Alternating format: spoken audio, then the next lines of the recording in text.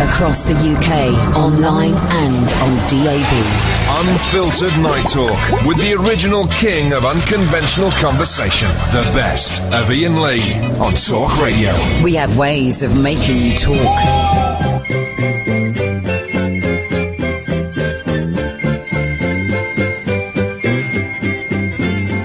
Shirley would gulp down her breakfast, shut the fridge and join the throng.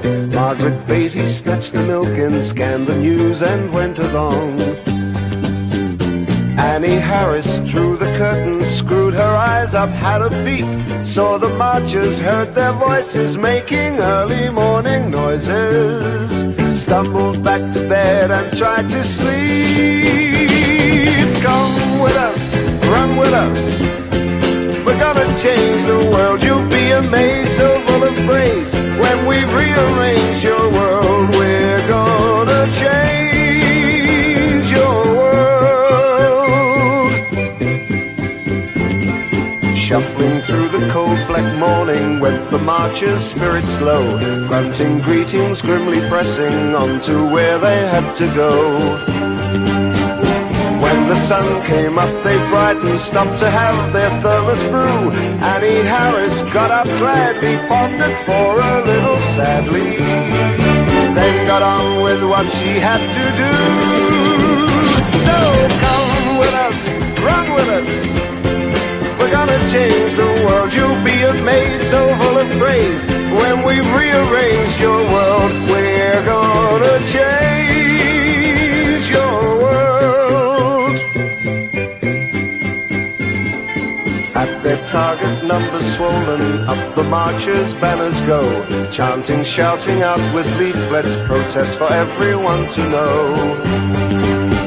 Sit in front of all the traffic, harried, busy, shopping wives, tried to stir their ostrich notions, whip them up to wild emotions, put some fire into their wretched lives. So come with us, run with us, we're gonna change the world. You'll be amazed, so full of praise. When we rearrange your world, we're gonna change your world. Shirley Wood was dragged, still sitting by a policeman from the road. Margaret Beatty had her face slapped by a man she tried to goad. Annie Harris in the office, paused in typing, thought of Don, glanced again at his last letter, died for others to live better, brushed away a tear and carried on. Come with us, run with us, we're gonna change the world. You'll be amazed, so full of praise. When we rearrange your world, we're gonna change.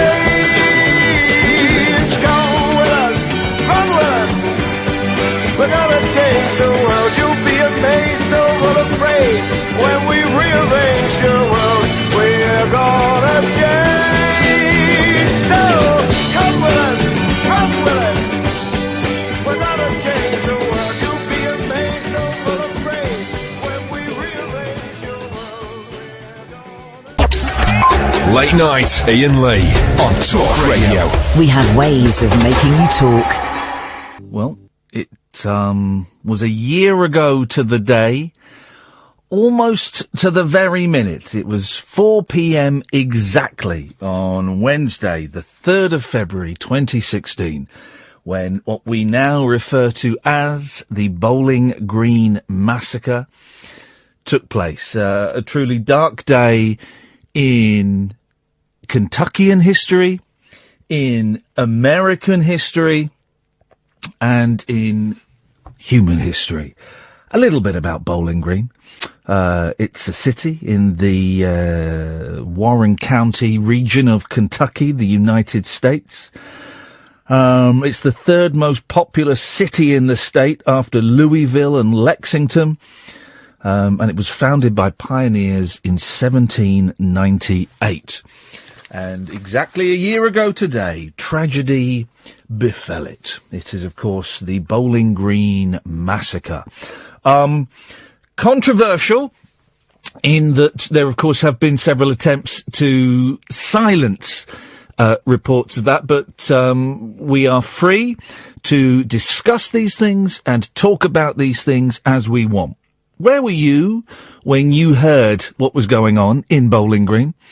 And if you have any personal connections with that, 0344 499 1000 is the telephone number if you want to give us a call. Let's have a listen to what was being broadcast earlier on in the day during the Talk Radio News. Talk Radio. Today marks the 1-year anniversary of the Bowling Green Massacre, a tragedy forever etched on the heart of America. This afternoon, communities across the world joined together to pay silent tribute to those affected by the atrocity which shook the Kentucky city, population 63,500, a year ago today. Our reporter at the scene captured the shock of the survivors. Then I ran out. I didn't grab no shoes or nothing, Jesus. I ran for my life. And then the smoke got me. I got bronchitis. Ain't nobody got time for that. Oh yeah, yes sir, definitely. They're out there, man, and I'm flying in the plane. I'm always hallucinating, but who really knows what I'm looking at? You know what I'm saying? Yeah. The whole street was lined up with them cherry pickers and all them crew. I go like, hot dog, look at that, boy, look at that thing. Oh, bro, it's just like you pull in and you just get spit right out of them. And you just drop in and just smack the lip. Whoop-a! Just minding my own business. Damn! Hit me hard right from the back. I was glued to my seat. I was like, whoa! It was like a big rainbow. Boom! It was coming up. Boom! Boom! And I was like, yeah! And I was scared. I was finna eat a hamburger. It took it. And I don't even know where it's at. I'm just sitting there on my iPod. It's just so frustrating. I want to be in Florida getting a tan on my back.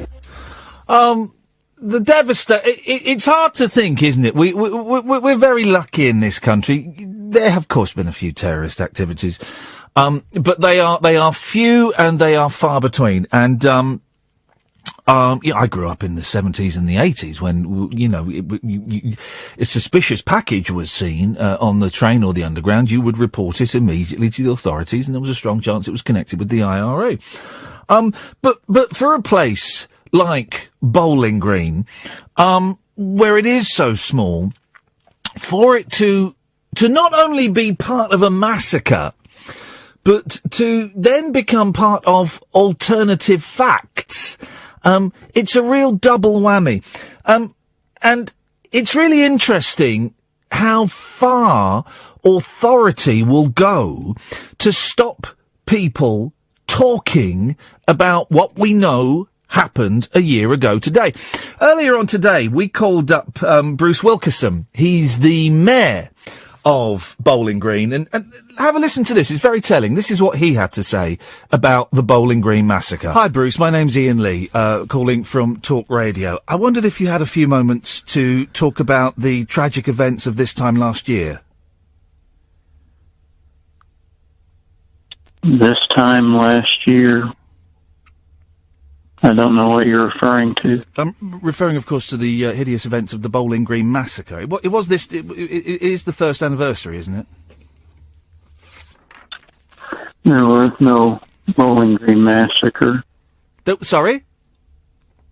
There was no Bowling Green Massacre. That's from the mayor of Bowling Green, Mr. Bruce Wilkerson. Alternative facts. Mistruths. We don't know who to believe anymore, do we? Well, one person I always believe is Whoopi Goldberg. Those who don't learn from history are doomed to repeat it. To be clear, the Bowling Green Massacre actually happened. 2 Iraqi citizens who lived in Kentucky were arrested for a massacre. Okay, so let's be really clear about that. An Iraqi citizen has come to this country and done jack poo. Mm-hmm. For a long time. For many years. That's Whoopi Goldberg speaking on American television. So, all right. Today, who are you going to believe? You going to believe the mayor of Bowling Green, or are you going to believe the star of Sister Act 2 and Burglar? I know who I'm going to believe. 0344 499 1000 is the telephone number. If you want to give us a call, share your memories, where you were when you first heard that the situation was kicking off in Bowling Green, what your thoughts are. How can a society, a small town, rebuild itself after such tragedy, after such a huge event, ripped it to its very core?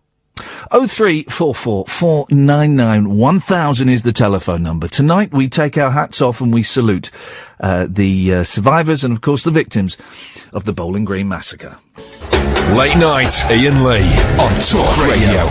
We have ways of making you talk. Your memories of Bowling Green, please, 0344 499 1000. We'll be speaking to two lucky survivors just after past.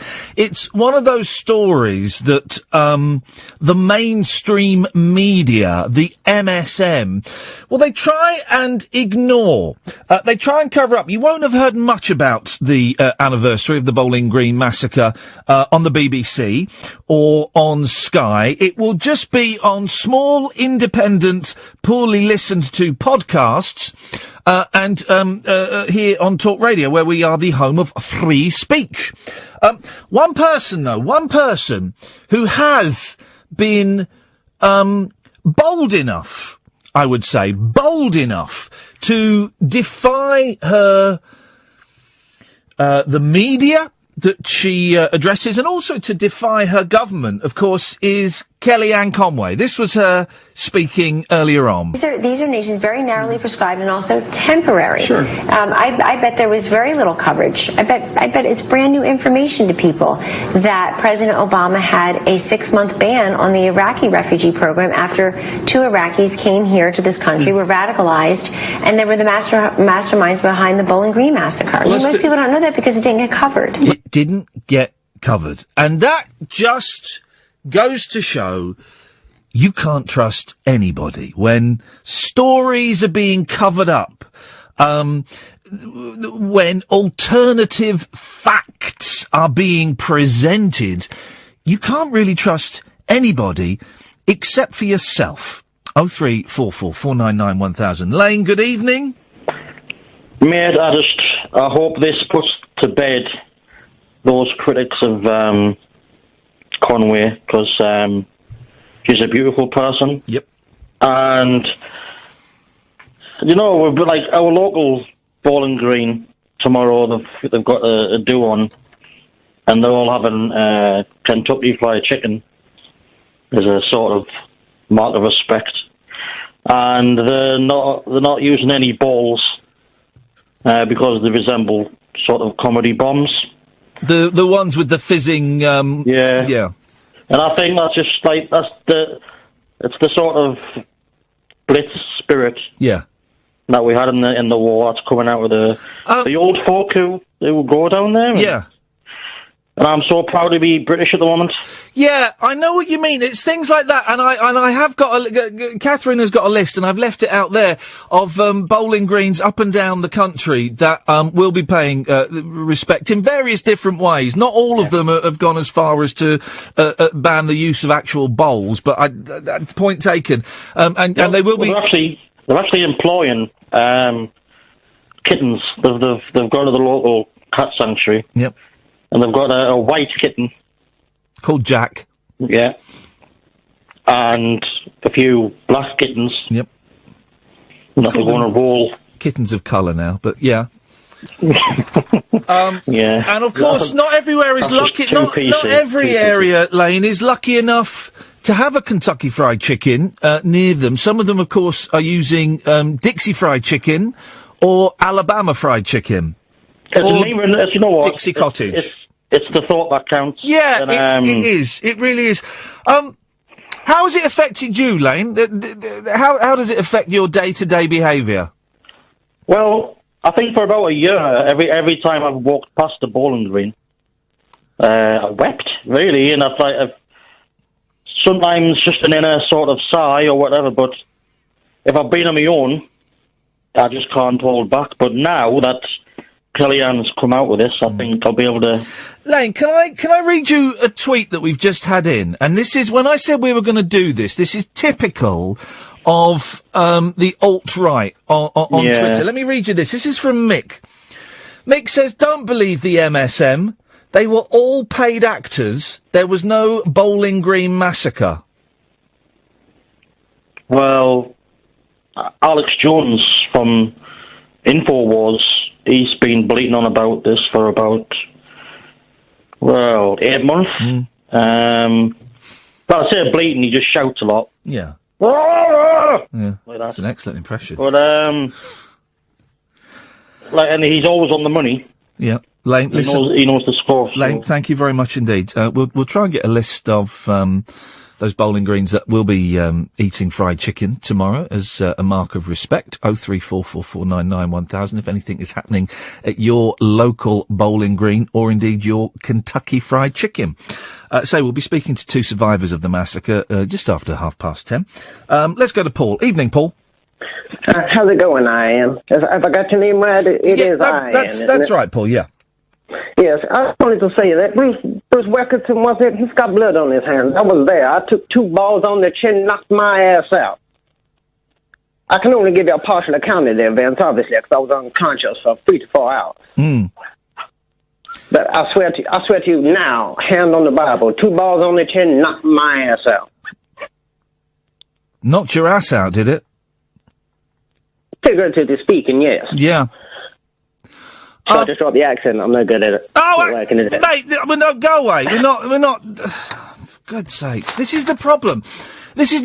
When you are, a lone wolf, a lone voice in the wilderness, you get trolls like that trying to, sabotage things. It's a very serious thing that we are talking about. Kellyanne Conway, of course, one of the few people in authority to speak out. I've seen some rather unpleasant GIFs of her today, making out that she's one of the skeleton aliens from the movie They Live, which is unfair. I think that's a particularly unpleasant thing to do. Didn't know a lot about Kellyanne Conway until recently. She's 50 years old. And she endorsed Ted Cruz and was rather rude about, Donald Trump, until he offered her a job. And then sensibly, she took it and, is now the, political, she's the counsellor to President Donald Trump. 03444991000 is the telephone number if you want to give us a call. Let's go to the US of America. And Dave. Hello there, sir. Hey, Dave. Give us your memories on Bowling Green. You know, you brought it all back to me. You really brought it back to me. I was driving down I-55 at the time, and I just had to pull my car over and pull over to the side. I was so amazed by what was happening. I was so I don't know. Yeah, I don't know that area that well. I-55, is that anywhere near Bowling Green? No, it's a bit further. It's a bit further up in the up in the Illinois area. Chicago, Illinois. Kentucky is to the south of Illinois. It's southern, very south Illinois, just touches on to. I have friends in that area. Have you spent time in this country, Dave? Because I'm kind of getting a vague West Country accent along with your Native American accent. No, sir. No, sir. I've never been in the United Kingdom. Okay. I'd love to visit there one day. Okay, well, you'd be very, very welcome. And that's the thing about America. When something like this happens, and of course it's these atrocities until the Muslim ban was in place were happening on a daily basis. It really does. America bleeds, doesn't it? I did. I had to, as I said, I had to stop the car. And I had to go back home and hug my family and make sure they were all fine. It was just so terrible. Yeah. Interesting, isn't it, that it doesn't get talked about anymore, Dave? It's that the mainstream media does its best to cover up these daily acts of terrorism, like the Bowling Green massacre. What are your thoughts on that? We just seem to get one massacre after another. I mean, we have shootouts at the malls almost daily, on a daily basis. So it's very easy to forget that one massacre a year later. As I say, your radio station brought it all back. Yeah. Hopefully, stopping Muslims coming in will stop massacres like this happening again. Well, we can only pray so, sir. We can only pray so. Okay, well, that's great, Dave. Thank you very much indeed. 0344 499 1000 is the telephone number if you want to give us a call. Don't worry, we won't be talking about this all evening. We'll be having a little bit of fun later on. I just kind of thought that with that with it being a year and with it being such uncertain times as to who we can trust, what news outlets can we trust? I certainly don't trust the left-wing bias BBC. Don't trust Sky. Trust none of the printed newspapers. I get all of my information, of course, from websites and documentaries that I find on YouTube. And it really is. People, the governments and MSM really can try and suppress information, but with outlets like YouTube, with outlets like Twitter or Bebo or MySpace, there is only so much suppression they can do. The facts will out. And I say this to all the leaders around the world. The facts will out. You cannot suppress this kind of stuff for too long. 0344 499 1000. Let's go to Alan. Good evening, Alan. Good evening, Ian. Alan, what are your memories of Bowling Green? Well, I've got to quote Alex Booker, who on the last leg tonight... Alex who, sorry? Alex Booker. Okay, yep. He said, quote, "Are there so few cuties in America that they're having to make them up?" That's what he said on the last leg tonight. Well, that's a bit poor taste, isn't it? I don't like that programme. That's what he said tonight on the last leg. I don't like that programme. I think it mocks the disabled. And this is what it said according to Wikipedia, because there's a Wikipedia page about it. Oh, is there? Yeah. What does it say on Wikipedia about it? The Bowling Green Massacre is a fictitious incident referred to by the Council of the President, Kellyanne Conway. Here's the thing, Alan. Wikipedia is edited by people like you. I mean, anyone can make a Anyone can make a Wikipedia page, and I bet if you trace the IP address of that, it goes back to either Hillary Clinton or Barack Obama. According to this, it was made... Hang on. I'm just loading up the old... Yes, let's... Okay. Let's... According to it was made at 3:48 a.m. today. Yeah. By... Izzy Ballico? Yeah. Well, I'll tell you what, Alan. You stay there and listen to this. This is a news report that Talk Radio were playing out earlier on today, and you tell me if this is made up. Talk Radio. Today marks the 1-year anniversary of the Bowling Green Massacre, a tragedy forever etched on the heart of America. This afternoon, communities across the world joined together to pay silent tribute to those affected by the atrocity which shook the Kentucky city, population 63,500, a year ago today. Our reporter at the scene captured the shock of the survivors. Then I ran out. I didn't grab no shoes or nothing, Jesus. I ran for my life. And then the smoke got me. I got bronchitis. Ain't nobody got time for that. Oh yeah, yes sir, definitely. They're out there, man, and I'm flying in the plane. I'm always hallucinating, but who really knows what I'm looking at? You know what I'm saying? Yeah. The whole street was lined up with them cherry pickers and all them crew. I go like, hot dog, look at that, boy, look at that thing. Oh, bro, it's just like you pull in and you just get spit right out of them. And you just drop in and just smack the lip. Just minding my own business. Bam! Hit me hard right from the back. I was glued to my seat. I was like, whoa! It was like a big rainbow. Boom! And it was coming up. Boom, boom! And I was like, yeah! And I was scared. I was finna eat a hamburger, it took it. And I don't even know where it's at. I'm just sitting there on my iPod. It's just so frustrating. I want to be in Florida getting a tan on my back. Are those people making it up, Alan? Well, we were talking about the arrest of Iraqi nationals in 2011. Because I think the Bowling Green Massacre never happened. It's been a scaremongering bothered to enforce his immigration policy.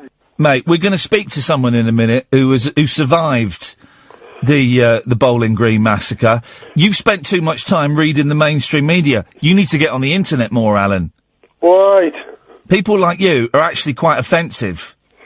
Sorry. Yeah, thank you, Alan. 0344 499 1000. Late Nights with Iain Lee. Talk Radio. The radio show for people who know the best part of the day is the night. Late Night Iain Lee on Talk Radio. We have ways of making you talk. Those who don't learn from history are doomed to repeat it. To be clear, the Bowling Green Massacre actually happened. 2 Iraqi citizens who lived in Kentucky were arrested for a massacre. Okay, so let's be really clear about that. An Iraqi citizen has come to this country and done jack poo. For a long time. For many years. Jack poo is American slang for terrorist atrocity. We're not going to talk about this all night. Don't worry, guys. Don't worry. We're getting a lot of people saying, why are you banging on about this? It was a year ago. It was a tiny town in America. Get over it. You get over it. Yeah? You get over it. We're not going to dwell on it all night. I just think it's really, really important that we talk about this and that we address this, because we are living in an age, dear listener, where I don't know who to trust. Do I trust Hugh Edwards? Probably not. Do I trust Jon Snow? I doubt it. Do I trust the politicians? Not really. Who do we trust? The newspapers? Nah. TV news? Don't think so. Radio 4? Get lost! So we're asking a lot of big questions this evening about alternative facts, fake news, and who can we believe? Well, we can believe that an incident happened a year ago in Bowling Green in Kentucky, and we can talk about that because we've got one of the survivors. We've got Herb Schatz on the line. Evening, Herb. Or good afternoon, Herb. I'll tell you right, good afternoon. I'll tell you right now, I can't believe what I've heard here tonight. Okay, I'll tell you right, I can't wait till your prime minister comes and shuts y'all down, okay? What's upset you, Herb, this evening? It's all a conspiracy. Y'all making it up. Making what up? All this stuff, everything I heard so far tonight, you need to get it straight, because that is not what happened in Bowling Green. Tell us, you live in Bowling Green, don't you, Herb? You've lived there for 73 years. Why don't you tell us what you saw and what you experienced a year ago today? Okay, well, me and my buddy Jed, we're part of the Kentucky Brethren. We're the bowling. We bowl. Yep. Like the outdoors bowl. Now, 1 year ago, we went to go bowling, and I don't know if this happens in your country, but it's like one day a year when all the ants come out and we have Flying Ant Day. Yeah. You have that. You have the Flying Ant Day. Yes, we do. Okay. Well, we were bowling, and it was a tournament, and but it was Flying Ant Day. So Jed jacked off. Sorry? He jacked off. He threw the jack ball. Is that the technical term? He jacked off. Yep. And then it was like my turn to bowl, and the flying ants was everywhere. Yeah.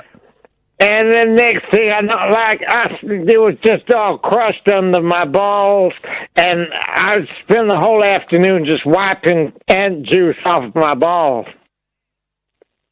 And we were just, hello? I'm listening, Herb, yep. We were just holding each other, just like crying, and there ain't no shame in grown men crying together. And if one thing leads to another, well, so be it. But I know what I saw. And you're sure that these were flying ants, and these weren't, this wasn't shrapnel or nails or anything like that from an explosive device? There were some fellas, and no, there was a very strong smell in the town that day. You know when you're boiling pig's trotters? I don't know that, no. Because we pickle them. Wow. You never seen that? No, I've not. Is that for your like dogs? That. It's kind of a sweet smell, but a sour smell. Yep, sweet and sour smell, yeah. And that, to me, that's the smell of terror. Yeah, yeah. You know? What's the mood been like? How has the town rebuilt itself? No, it hadn't rebuilt it. No. It ain't never going to be the same again. I tell you, this whole country, there's one man who's going to make that right. Mm. And that's Donny Osmond. Oh. I mean, Donald Trump. Yep. Yes, Donald Trump, the president. Yeah, yes. yeah. He gonna fix it all up because he understands what this country needs. It needs less Muslims. It needs fewer yeah. Fewer or less, yeah. The people got it. Less Muslims, hence the Muslim ban. Do you think that that's going to work? It's caused a lot of controversy, Herb. Well, it's like this. You see, like, you can use a hand, you can use a finger to pull a trigger or to make love. You understand? It's the same tool. Now, you have to make a decision, like, maybe we should just get rid of all the fingers. Yep. And then no one can pull any triggers, but then no one can make love. Now, it's the same when you take the Muslim people. You want to remove the fingers from Muslims? I'm saying Muslims like fingers. You understand? They're not good, they're not bad, they just are, but... It's how we use them. Too many fingers, then you're going to have a lot of pain. Herb, really inspiring, yeah. really inspiring talking to you this evening, Herb. Well, God bless you, sir, and I hope that you can find the way to true enlightenment and pursue a path of honesty and emotional solidarity. Thank you very much for your time, Herb. That's Herb Schatz there, one of the survivors of the Bowling Green Massacre. I think we can go to second one now. It's a gentleman called Nick Wyatt. Good evening, Nick. Good evening, sir. Nick, why don't you tell us your memories of exactly 365 days ago? Well, it's an interesting story. I got to say, I mean, I was working at the Bowling Green at the time. I'm a nurse, and we were called out to this old guy. I can't remember his name. Is Harry or something. He was just outside on the green, just kind of curled up in a ball, like just kind of rubbing his balls. Was this Herb? Herbert, yes, that was it. That was get the guy. Herb back, because we were just speaking to Herb. Oh God, really? Wow, what a blast from the past, so to speak. Wow. Well, yeah. So he was kind of laying out there on the green, just rubbing his balls, just nonstop. Yep. And we pulled him back inside, and he was going on about some kind of an ant massacre or something. Ant day. Yeah, exactly. That was it. And it's like kind of one word spread to the other. Someone heard massacre, blah blah blah. I think they call it a. Oh, sorry. Hang on a second, Nick. We just lost you there for a second. Carry on, Nick. Sorry, it's not a great line here between here in the States. Go on. Oh, sorry. I was just saying that he was going on about this massacre. One person caught wind, and then it kind of Chinese whispered its way. Because I'm not actually from Kentucky. I'm from New York. I just kind of came here to get away from it all.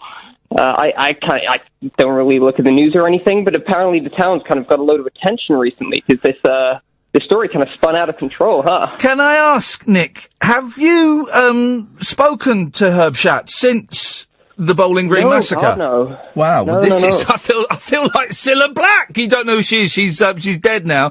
But I feel here we surprise. Nick, say hello to Herb Schatz. Herb? Yes, sir. Herb, this is Nick, the young attendant at the bowling green who helped wipe your balls down. Nick? No. Come on. Hello, Nick, Herb, how are you doing? Is that you? It's me, sir. How are you doing? Oh, my good God. I'll be honest with you, son, I don't remember your face. Oh. But I remember the tender care in your hands. It was a very emotional day for me. It was a very emotional day. I remember the way you held my balls and you pushed them back till they could. This is this is a very emotional time for all of us. Excuse me, sir. It's very easy for you to be. No. You weren't there, and you don't know what it was like, and you didn't see what we saw. I'm imagining in great detail, but no, I'm just saying, Herb. Sorry, I'm just saying that this is a very powerful. I feel like I'm eavesdropping on a piece of history. Well, I hope it stays history. That's all. Okay. Well, guys, Nick, Herb, God bless you. God bless you, Nick. Herb. Oh, thank you. You did. Yeah, Herb. Would you like us to pass your details on to Nick, so maybe you can talk afterwards? He can hit me up on Grindr. Okie dokie. Thank you very much, Herb Schatz and Nick Wyatt there. 0344 499 1000. Late nights with Iain Lee on Talk Radio. Late night, Iain Lee on Talk Radio. We have ways of making you talk.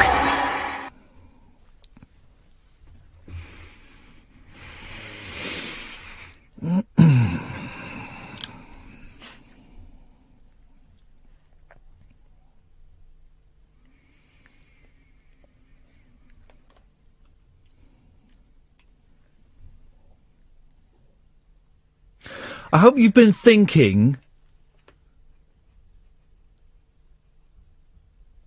long and hard since we last spoke.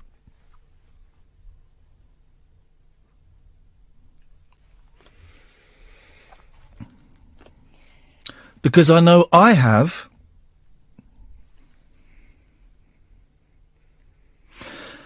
And I've reached several conclusions. 1.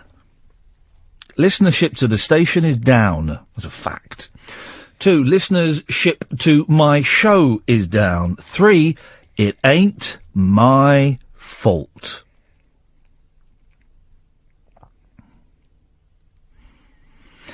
I have certificates.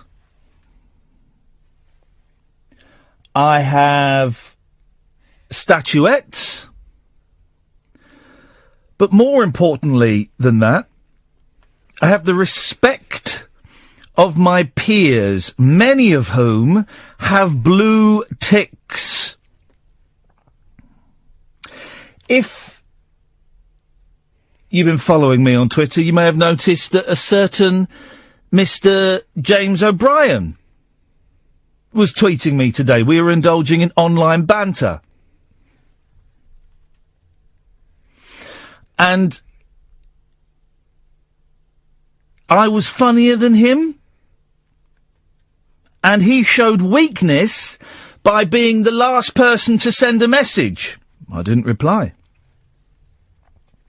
Also this evening, Mr. Matt Lucas, star of Little England, sent me a tweet. A public tweet for you to see, so it's evidence. So, the slumping listening figures for this show is not my fault.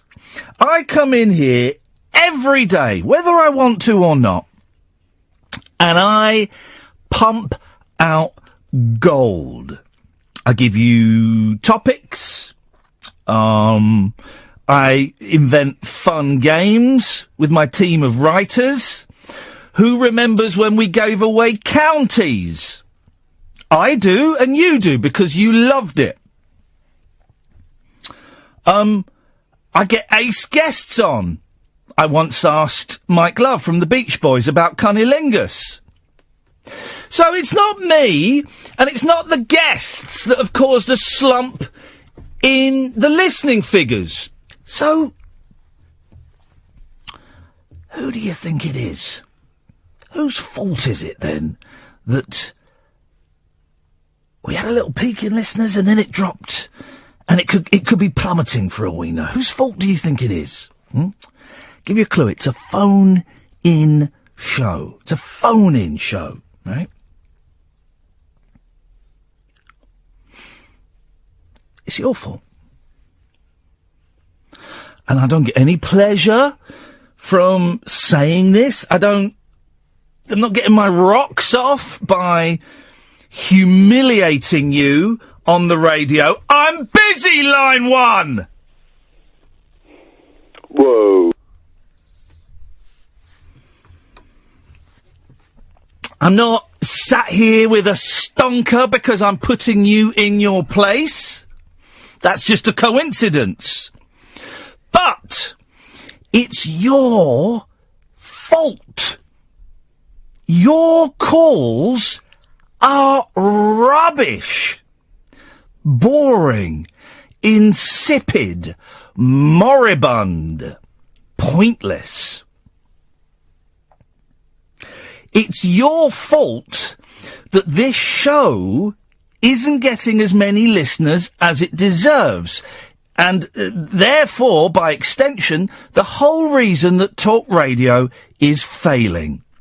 It's your fault. So, now we know that, what are you going to do about it? What are you going to do about it? I don't want you to call in tonight unless you have something important to say, something great to say, something that we would not hear anywhere else. I told you, line 1, I'm busy.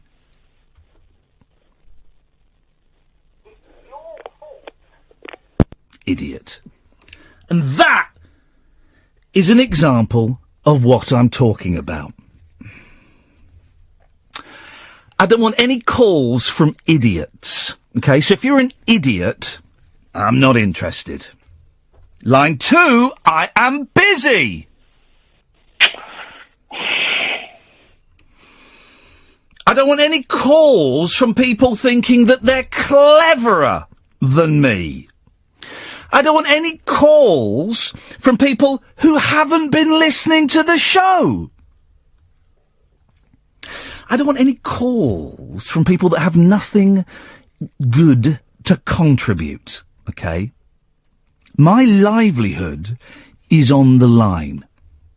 And as much as it pains me to admit it, my bank balance is in the hands of you cretins.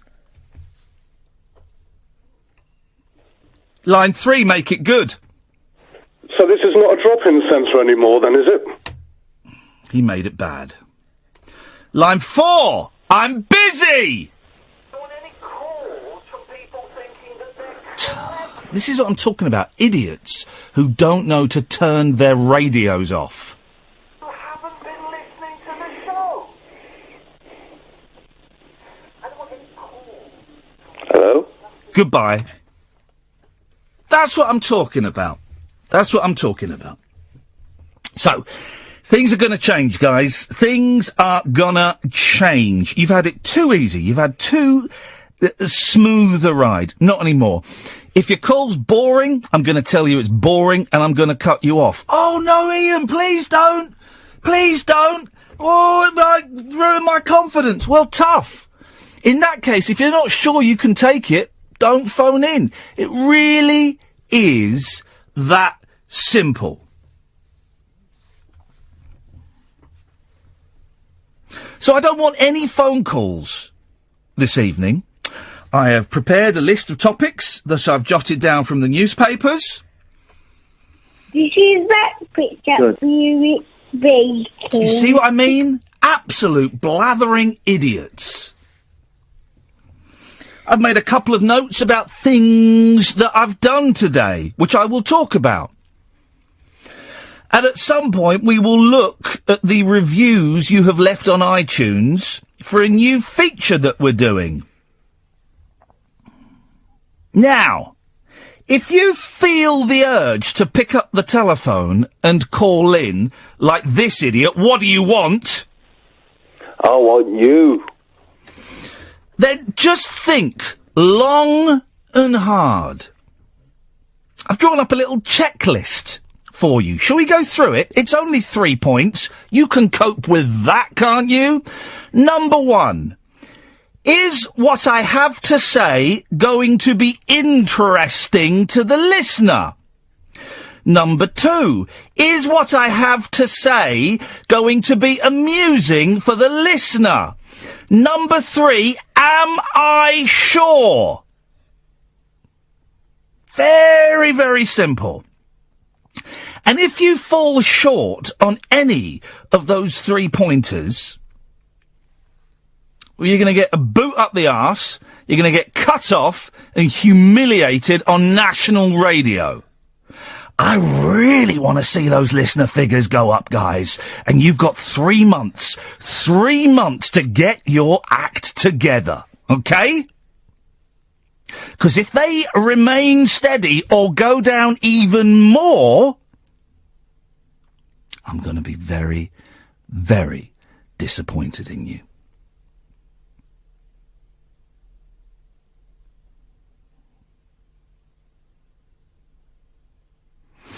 You're listening to Late Nights with Iain Lee on Talk Radio. Across the UK, online and on DAB. Late Night, Iain Lee on Talk Radio. We have ways of making you talk.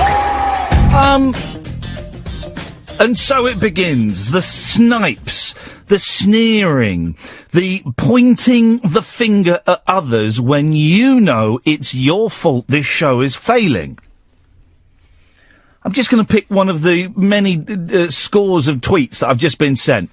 Pick one at random from Peter Burns. Are you for real? He says. Are you for real? I've never phoned in and this is why. We don't get paid to call you. We all have lives and I work 40 hours a week. Yeah, mate, I clicked on your bio for a green energy company. It's hardly a job, is it? Huh? Stealing money from old ladies so they can pay heat their jacket potatoes? No. Listen, we've set the bar too low, and I'm raising the bar. A text from Anonymous. I've stuck with you through thick and thin, and you treat us diehards like this. You can shove your show where the sun don't shine. I'm off to Classic FM. Goodbye. Bye! See ya! See ya! Bye-bye! Too scared to put your name on. You're exactly the sort of person I don't want contributing to this show. You're proving my point for me, Peter Burns and Anonymous. You are proving my point. The reason that this show is stuck in the mud is because of people like Mr. Burns and, Anonymous there. It's your fault! It's your fault! And Maybe it's my fault. Maybe I should have said this sooner. We're coming up to the first anniversary of this show, and maybe I should have come in harder. I don't know. I've been too soft on you. Okay, I'll put my hands up. I accept responsibility. I've been too soft on you guys, and I've let you get away with murder. Okay? That's my fault, and I apologise. Well, it ain't gonna happen again. All right? It's not happening again. I'm going to grab this show by the scruff of the neck, and I am going to do my darndest to breathe life back into it, okay? And if that means we lose Anonymous and Mr. Burns gets upset, so be it. That's a price I'm prepared to take. That's the gamble I'm going to lay my money on. Because, guys, this show could be great, okay? We lose a few callers. Good. She's not been cutting the mustard.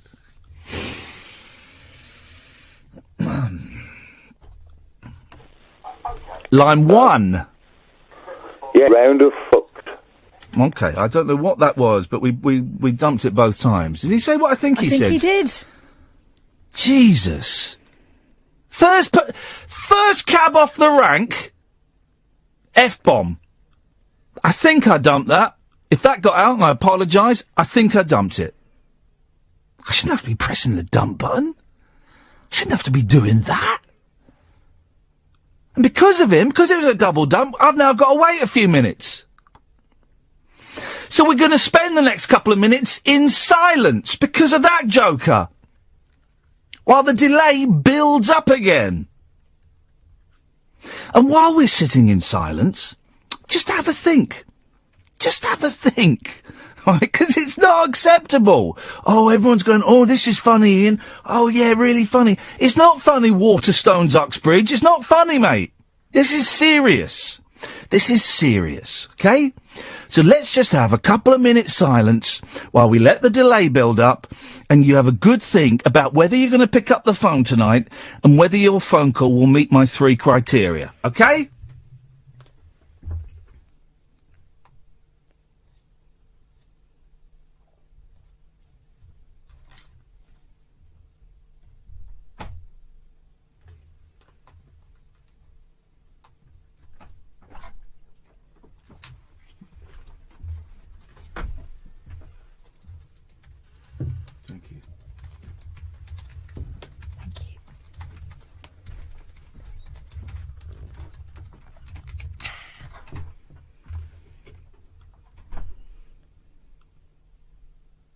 Ed's going to give me the thumbs up when the delay's built back up.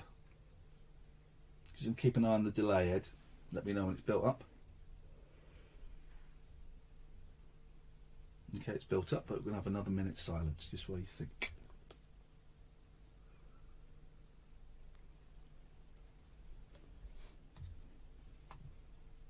Okay. I'm being told that the F-bomb got out. My apologies. We don't like swear words on this programme. We're certainly not fans of swear words on this programme at all, but you are informing me that that got out. Well, that caller is banned from the show. My sincerest apologies. Again, we don't... I did hit the dump button twice. The second one, it must not have fired off. I can only apologise. And let's hope we have no more of that. And that proves what I've been saying. Okay? That proves if you can't be trusted to come on and not use bad language, then why should I even let you phone up? So again, sincere apologies for that bad language. It's not the point of this show. Hit the button, it didn't fire off the second time. We'll have a look into that.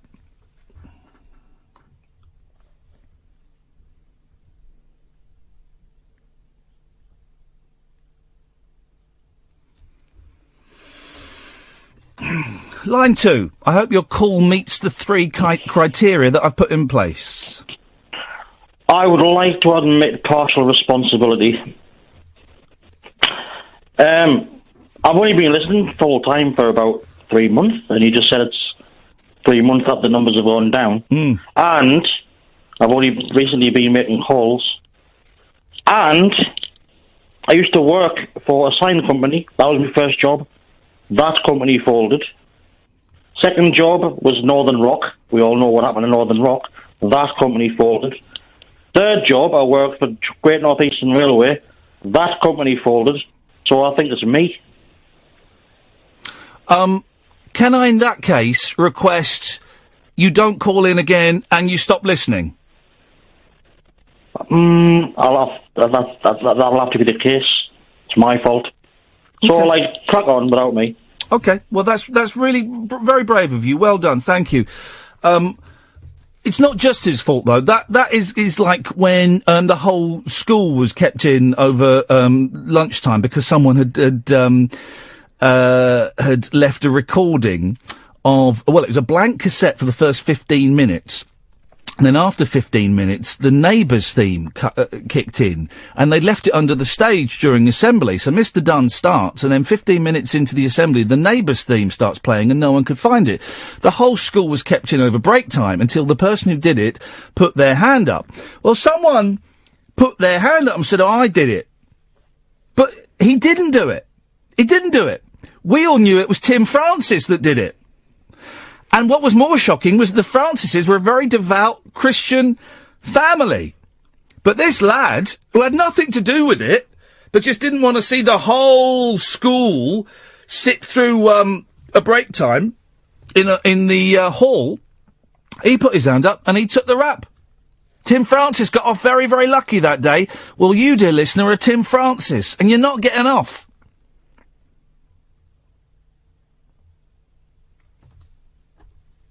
Line 1. 3 minutes in. I'm bonkers. Go and work at Uber. Go and work at Uber. Go and work at Uber. I mean...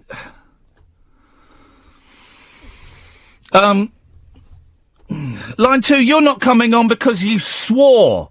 So, goodbye.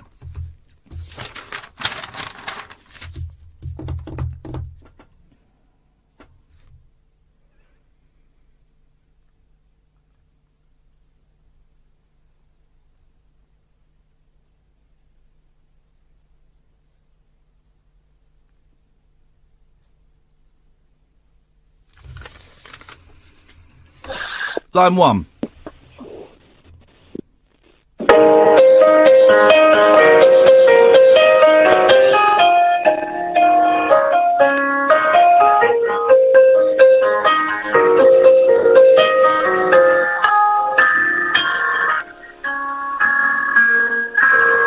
Iain!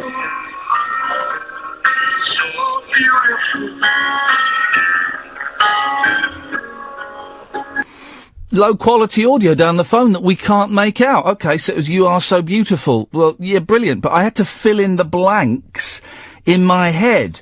Remember, the casual listener is an idiot. Line 2, you're on the wireless. Hello, line 2. Too slow. Line 3, you are live on the air. Hello, Iain, again. Good evening. Can I turn my radio down, please? I hope so. Right. You said I upset you the other evening. I didn't realise I was live on air. I didn't realise you go straight. Well, you're live on air now. What would you like to say, caller? Yes. No, I'm going to use my P's and Q's. I'm not going to do it again this evening. I didn't realise that. And that's why I tried to apologise. But anyway, I still think you got a good show, even though I said I was going to go and listen to somebody else with Iain in his name. And you told me to bugger off and go and do it. See, so you're as bad as me, Iain, aren't you?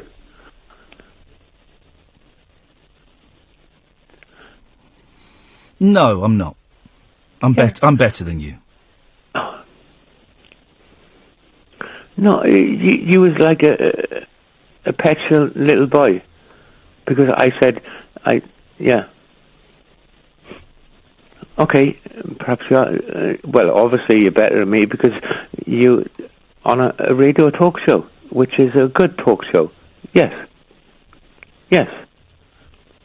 I sit down in my house. Yeah. I do things and... I sit down in my house. I do things as well. I imagine, Catherine, you sit down in your house? Rarely, but yes. Do you do things? As a rule. Yeah.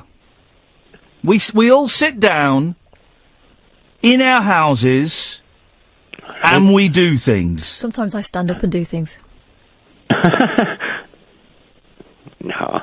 And then sometimes you sit down and do things. Sometimes I lie down and do things. Do you?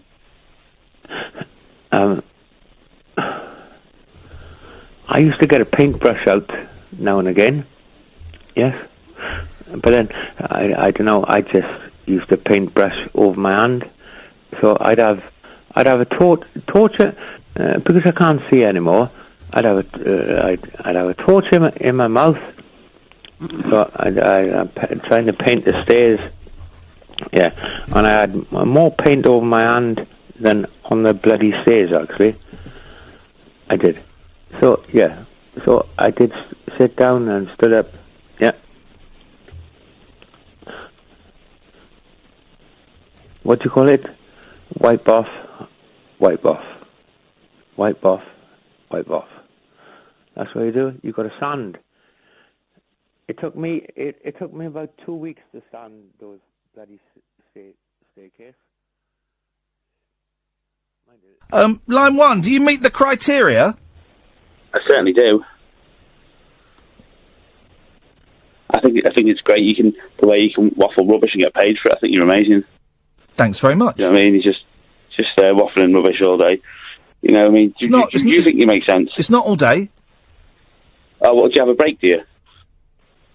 Well, I mean, did you actually say things that make sense?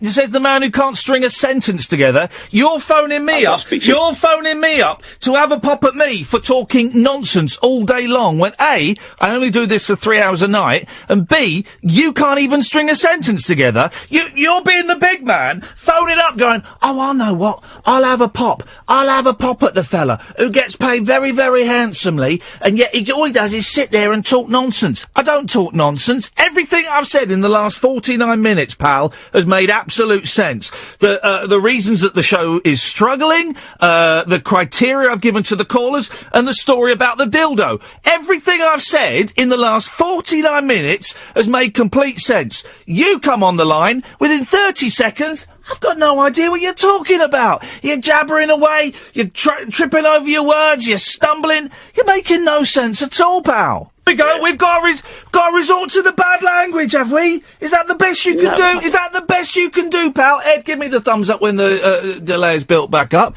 Is that the best you can do? Is come on, within 30 seconds, you're waffling nonsense. Within 2 minutes, you've dropped a category A swear word. Is that? I mean, you proud of that? Is that, do you think that that's clever and that's really teaching me a lesson and really putting me in my place, isn't it? And that means, that I'm really gonna feel bad when I go home, aren't I?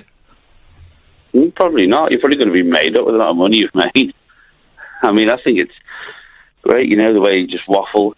Absolute rubbish. I mean, the reason why the other shows are doing so much better is because they've got really good people presenting them, you see. No, it's not. It's not because of that. It's your fault. It's not not your fault. No, it's not my fault, pal. I don't know if you've been listening. It's your fault. Okay. Good luck then. See you soon. That sounded like a threat. That sounded like a threat of violence. Log that number. We'll pass it on to the police. That sounded like, see you soon. Do you feel threatened? Yes, I do. That was a threat then. That's the only criteria to discover whether something is a threat. Do you feel threatened? Yes, I do. Well, then that's a threat. I felt a little bit threatened too. See you soon. Thank you, Ed. See you soon. What? In the car park? With a knife? With a gun? With a baseball bat? Flipping heck, man. Is that really what it's come down to? And listen, I'll accept when I've done wrong. I will accept when I have done wrong. And I haven't. I haven't done wrong.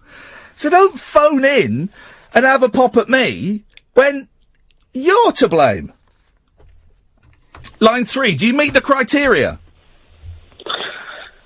Look, people like me have not got time, right, to sit down and work out what we're meant to say, what we're not meant to say. I work a 25-hour week, right?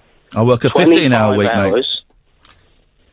I'm not asking you how much you work. I work 15 hours, and I'm proud of it.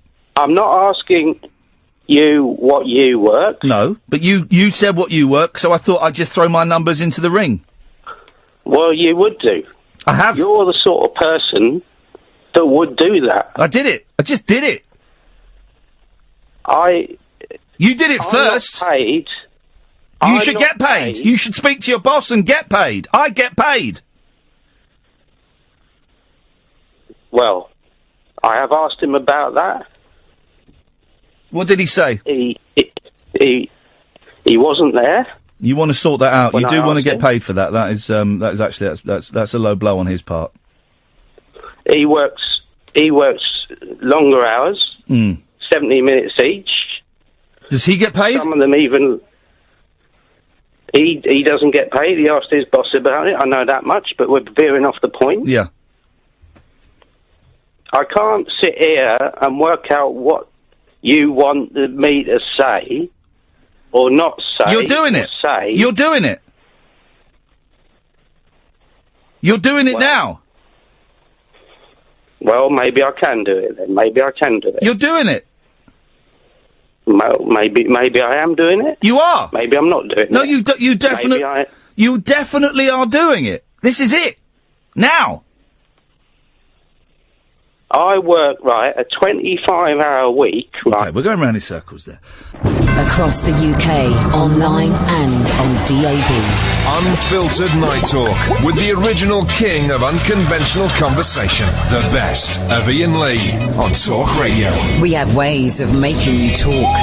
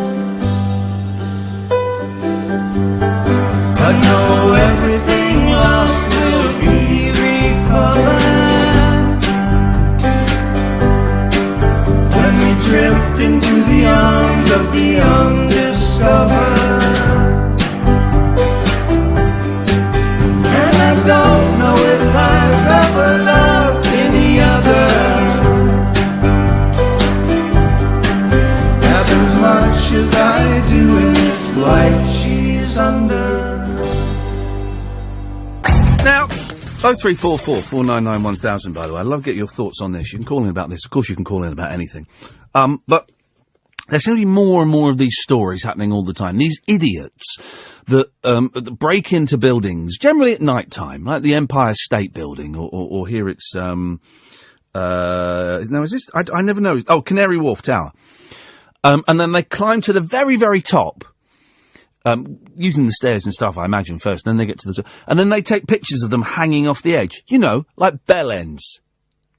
It's page 3 of the Mail today. It's in all the stories, but page 3 of the Mail. Insanity at 770 feet. Youth's Canary Wharf selfie stunt sparks security probe. Perched 770 feet above London, a youth poses on top of Canary Wharf's tallest building as the wind whistles round his hoodie. While most people would think the stunt reckless, he bragged about it. The youth, thought to be Harry Gallagher, 19, said in a video posted on the YouTube, "Guys, I'm actually speechless. This is insane. I can't believe we're actually up here. Crazy." As his accomplice's camera panned to show the night view of the Capitol from the building, 1 Canada Square, he added, "My heart is pounding." Well, it would have to be. "You can literally see the whole of London." He and his masked companion, known only as Dibs,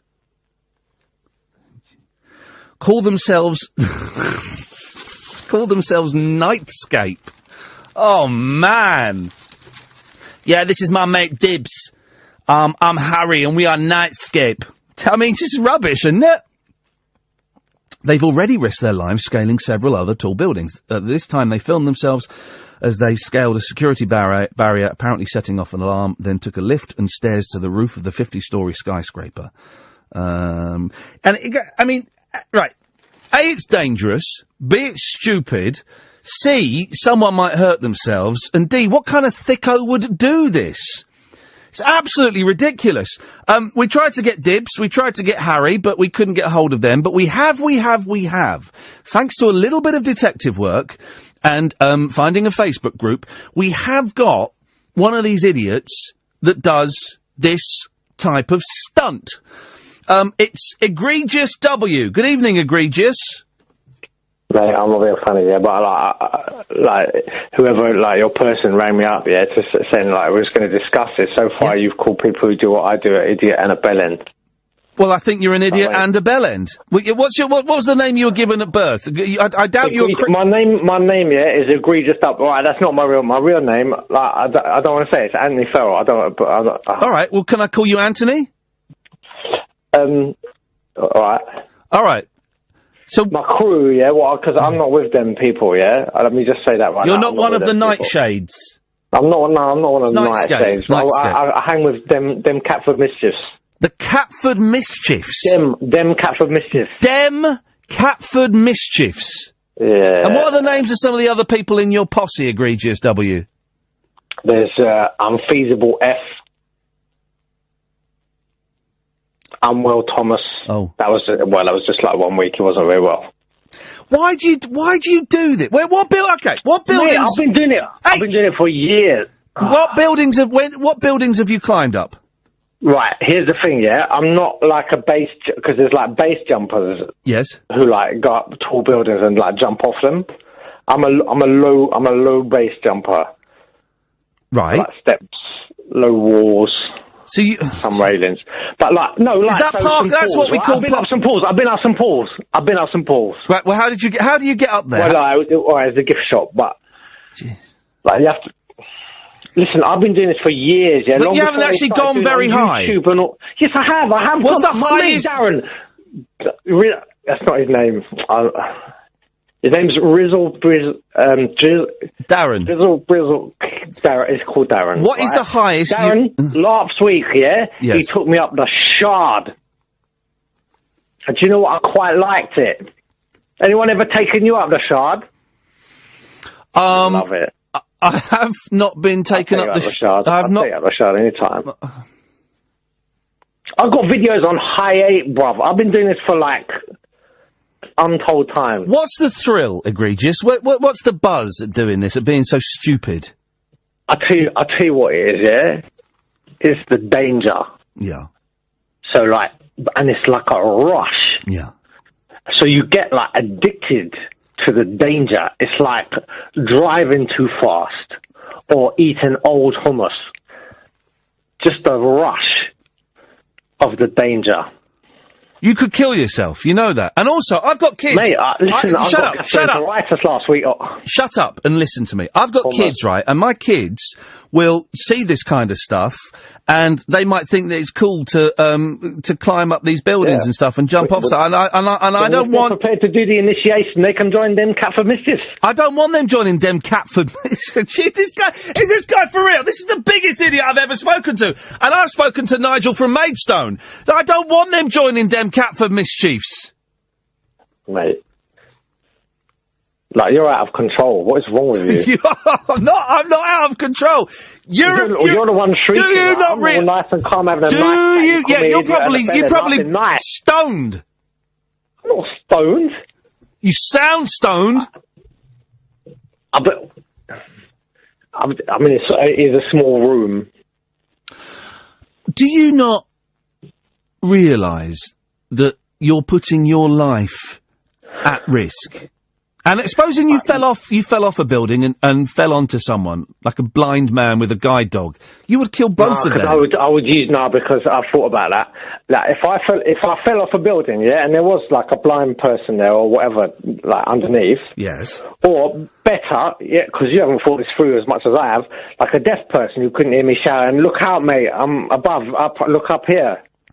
Because it's at night, a deaf man and his blind wife and their guide dog. About this. No, because I wear quite a loose-fitting hoodie, what I can spread like a flying squirrel. Heck, this guy is nuts. And I can, no, because I'm not going to fly. That isn't going to work. Deflect away from the deaf flying weather. Think that by wearing like a hoodie with wings, you can steer yourself away from a deaf person? Yes, like I'm not talking about flying like rocket. I'm talking about like 3 or 4 foot. Oh God! Have you ever been arrested, Egregious? Mate, I've been arrested all the time. All the police know me. Everyone knows me. The bloke at Greg's knows me. Everyone knows who I am. Right. So, what happens when you get... What happened the last time you got arrested? They said, hello, what are you doing up here? And I was like, nothing. Like, I was just minding my business. And then I was like, right, you're nicked. I'm like, how's that even fair? And then they just, like, put a little, I had to go and, like, clean out drains and that for a week. Which actually wasn't that bad. I think you're an idiot. I think you're an idiot, mate. Because here's the thing, right? Everyone wants the attention now. Right? And do you know who I blame for this? Stampy Longhead. Who the hell is Stampy on YouTube? He does Minecraft videos on YouTube. You don't even know. I don't know who Stampy Longhead is. He's made like £1 million. You made this up? No, go and look it up on YouTube, right? He makes YouTube videos of him playing Minecraft, right? And he's made like £1 million off of running around on buildings, and they're not even real buildings. Oh no, fair play. Stampy Longhead what is the point of that? Stampy Longhead is a real person. Joseph Garrett, yeah. Yeah, and he's running around, but they're not even real buildings. No. Like, it's Minecraft, so it's like, instead of, like, I don't even know the point that you're making. I'm saying it's like the difference between, like, you could be watching proper porno business with all the mucky gubbins going on, and going, oh, no, I think instead I'll just watch this bloke drawing a couple of circles with a couple of dots in. Right, can I just say, I'm real, bruv. I'm real. You are everything that is wrong with this country at the moment. Egregious. You are egregious, mate. You are broke. What does egregious mean? It's like a small owl. Right, get him off. Cut him off. He's an idiot. He's gone. Right. Sorry about that. Hang on a second. Hang on, before you cut him off. Dennis? Yes? You wanted to speak to Egregious, did you? I did not. I think what a twit he is, honestly. Go on, tell him. He's there. Tell him. Cut me off. You don't half attract some rubbish, don't you? Bloody hell. Dennis, Egregious, you're still on. I'm Egregious. Hang on. Egregious. Who is this? Egregious. Yeah, who is this talking to me now? Who are you? A 92-year-old crackpot who wouldn't jump off a building. He was only 2'6". Honestly, you're absolutely... That'd be wicked. You're balmy. Listen, mate, I'll customise out your Zimmer frame and I'll trick it out. But no, I'm sorry, you're either drunk or a crackpot. Mate, I'm not the drunk crackpot one throwing around all the insult. I've been polite and respectful to you idiots. I'm not being polite to you because you're an idiot. You don't be polite to idiots. You tell them they're idiots. Blah, blah, blah, blah, blah. That's how you sound, mate. I can't help that. I know, you don't, but you don't. Right, Egregious, Dennis is 92 years old, mate. Bit of respect. He didn't serve in the war. He was chickened out. But a bit of respect for him, okay? Chickened out, I served in the war, you idiot. I was in the Navy. How many Germans did you kill? I didn't kill any of them. Exactly. No. Right. Right. You haven't killed anybody, and I you have you? Oh, good. I haven't killed nobody. Right, okay. Dennis, final word to you. Yes, what do you want? No. Final word to me, I'm sorry, this fella is either drunk or a crackpot, one of the two. All right, Egregious, you're either drunk or a crackpot. You're certainly everything that's wrong with this country. You're a disgrace. Your parents... What does your mum and dad think of this? Oh, mate, my mum and dad, they come along sometimes. How'd you like that? Cut him off, Kath. I don't want to talk to that idiot. Cut him off. Get rid of him. Absolute idiot. Idiot. He's everything that's wrong. He's everything that's wrong with this country. It is everything that is wrong with this country. He's broken Britain. He's an idiot. It's shameful that people like that even exist. It's disgusting that they think they've got the right to climb up our public buildings, and also they're putting... public, for members of the public. I told you to cut him off! My screen's not working. Oh, shrieking now. You've lost it, mate. I've not lost nothing, mate. Do you know what you sound like? Can I just say? Do you know what you sound like? You've lost you sound like a supply teacher, mate. Right. And you sound like a knob. Ah, now you definitely sound like a supply teacher. Now you said, well, you... Right. My screen doesn't work. I can't... You're a real man. I can't... You're a real man. All right, then. You're a fucking shit. Fair enough. I can't cut him off. My screen doesn't work. I can't cut him off. Nice. You lost it. Will someone cut this idiot off? You lost it. The bloke will know. You're going to have to put the phone down, Egregious. You're going to have to put the phone down because my screen doesn't work. He's gone. Right, ads. Late night, Iain Lee on Talk Radio. We have ways of making you talk.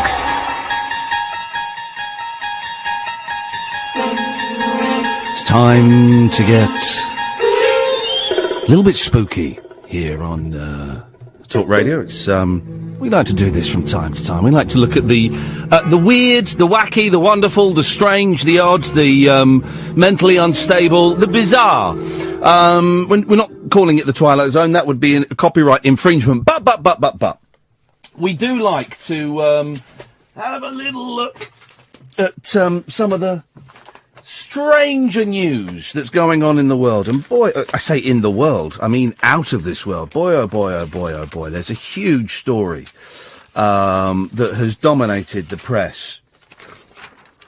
The Sun have got the perfect headline, Are These 7 New Earths?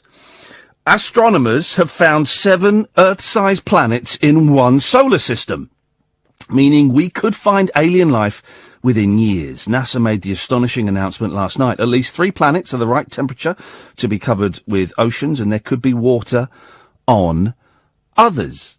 When we get stories like this, there's only one person to go to. It's we go to our resident Professor Joe Laevens, who's got a new book coming out soon called Alien Invasion, Dawn of the Hybrid Super Species. Good evening, Joe. Hello there. Good evening to you, Ian. Great to speak to you again. Great to speak to you. We are taking calls. I can see we've got Malcolm. I can see we've got Alan. 0344 499 1000. If you want to join them, tell us. Just give us a brief synopsis of the book, Joe. Okay. First of all, I want to pick you up on you're playing the Twilight Zone. You refer to the wacky, the mentally deranged, the disturbed, mentally disturbed. Disturbed. I beg your pardon. Yeah. There's nothing disturbed about it. This is factual. This is science. Well, I mean, it's a bit of fun, isn't it? It's a little bit of fun. No, sir. It is not fun. No. This is life. This is science. What we're talking about here are at least 3 planets with a newly discovered solar system that's 39 light years from Earth. Right. Astronomers at the National Aeronautics and Space Administration, NASA, of course, have detected no less than 7 roughly Earth-sized worlds. How do they detect them? How do they detect them? Have they got like a very strong telescope? Yes, they do, sir. Yes, they do. There's a telescope in Wasilla, Chile, which gives the system its name. It's called the TRAPPIST Robotic Telescope. Yeah. And what they've done is they've looked into the so-called Goldilocks zone, where temperatures are suited to surface oceans of liquid water. Yeah. And decided that yes, the conditions are right for Earth. How powerful is the telescope? Is it the difference from, I don't know if you've ever been to the top of the Empire State Building. Yes, sir. I have. And if you look over the edge, you can't really see. People look like ants. But if you put a quarter, 25 cents into the telescopes, then you can actually make out what people are wearing. Are these telescopes powerful enough to see people? Oh, my friend. Huh? Look, we're looking at something that is, well, it's infinitely more powerful than that. So we can see closer than just what they're wearing? Oh, yes, sir. Yes, absolutely. We're talking about something that's 39 light years away. Right. It's an awful lot further away than looking at the bottom of the Empire State Building. But can we? You're pulling my leg. I'm getting confused. I'm not convinced that this proves anything. Really. I don't, there are no photographs of these planets. The picture in the sun is clearly drawn by someone. Right. And B, we don't know this exists. There's a big campaign at the moment, isn't there, about fake news and the mainstream media lying to us. Yes, sir. And I would suggest that this is just fake news. It distracts us from what's going on in our own pathetic lives. If you were prepared to read my book, Alien Invasion: Dawn of the Hybrid Superspecies, you'll find out that far from this being fantasy, far from this being fake news, as I believe you call it, it's very clear what's happened. Alien came, did it with a monkey, and what we have now is human beings. I don't think that's. What did you say about a monkey? I looked away for a second. What did you say about a monkey? An alien done it with a monkey. That's how, basically, in colloquial terms, that's how human beings came about. An alien done it with a monkey? Yes, okay, he did. An alien done it with a monkey? A monkey, yes, that's what happened, yeah. Why would an alien do it with a monkey? And that made humans! That made humans? Yes. Wow. Well, that is my contention in my book. In the book, Alien Invasion: Dawn of the Hybrid Superspecies. Yes, an alien came down, it had sex with a monkey. I mean, how is it that we have monkeys? Apparently, Homo sapiens have... What if I had sex with a monkey? If you had sex with a monkey... Yes? What would happen? I'd be arrested. I'm not here... Joe? Hello? Hello? Hello? Hello? Sorry, I'm not here to advocate you having sex with a monkey, no. We've got some calls. Would you like to I'm not prepared to be drawn on that one, sorry. Okay. Would you like to take some calls? Yes, please. Let's go to Malcolm. Malcolm, you're through to the Professor. Hello, Professor. I would just like to ask, why has the Americans not gone back to the moon? And is it true that they reckon that there could be some kind of glass structures on the moon or something? Because I've heard that on Howard Hughes' show on this station Howard here. Hughes. That's a good question. Okay, why haven't they gone back to the moon? Well, I believe, through Russia, China, and America, the space station and so forth, that there's very little more they can research from the moon. I mean, the moon is a lump of rock. I'm not sure what that's going to give us. What about the glass structures that Malcolm mentioned on the moon? Well, yes, I mean, there are structures on there. I believe that there are houses, they're rudimentary houses. I'm a believer in that. On the moon? Dwellings, yeah, domiciles, yes. Wow. I do believe that. Wow. And any rudimentary research will show you that you only have to look, you look that up, houses on moon. Look that on Google. You will find that. Malcolm, have you heard? So you've heard about this, have you, Malcolm? Houses on the moon? Yeah. Yeah, I've got a theory about it, actually. I believe that there were advanced civilizations on this planet, and we've probably been hit by something like maybe a meteorite or something. Yeah. It's wiped them out. I think people have actually been to the moon from this planet, not aliens, but I think advanced civilizations on this planet once existed, and they're wiped out by either solar changes or the polar changes. I don't know, Malcolm, but can I ask, what do you think about the professor's assertion that an alien came down and did it with a monkey? I just find it rather bizarre. I don't believe in it. No, but the stuff about super beings. Apparently, you're prepared to believe Malcolm. You can't be selective with these things. What I want to ask you, Malcolm, is what evidence do you have of aliens living amongst us? Because that's one of my assertions, that there are aliens living on Earth. Do you believe that out? Really? Do you know that the Egyptians existed? There were advanced civilizations similar to them. The Egyptians still exist, I think. Sorry? I think the Egyptians still exist. I know they had some troubles over there. What I'm trying to say, Ian, is I believe that there were quite advanced civilizations around and they may have actually gone to the moon themselves. And I think, like in wooden rockets. We know very little about this planet that we live on. It's true. Go back to the Jurassic period all the time and things like that. I don't know. Joe, we're asking, James on Twitter is asking if you can, last time you came on, you drew us a picture. Yes, sir. Apologies. You sent us a photograph of your evidence of aliens. Are there any illustrations in this new book, Alien Invasion: Dawn of the Hyper? Yes, there are, and I will I've not send finished. That you could send over to me so I can tweet them out. Okay, I have various diagrams that I have drawn based on various research I have done throughout the United States and this country and Europe. I am prepared to send you one of my illustrations later on. Fantastic. I will do that. And can you explain to us, I know the story behind this, but there is a very pertinent reason why you're not on Twitter. You don't trust Twitter, do you? No, sir. No, sir. Tell the listeners why not. Well, I tell you why, sir, because as Malcolm who you just spoke to, the world we've been infiltrated by alien species. Call them what you like, extraterrestrials, higher form intelligence, aliens. They are living amongst us. They could be listening to this show right now. Well, very possibly. If they've got DAB.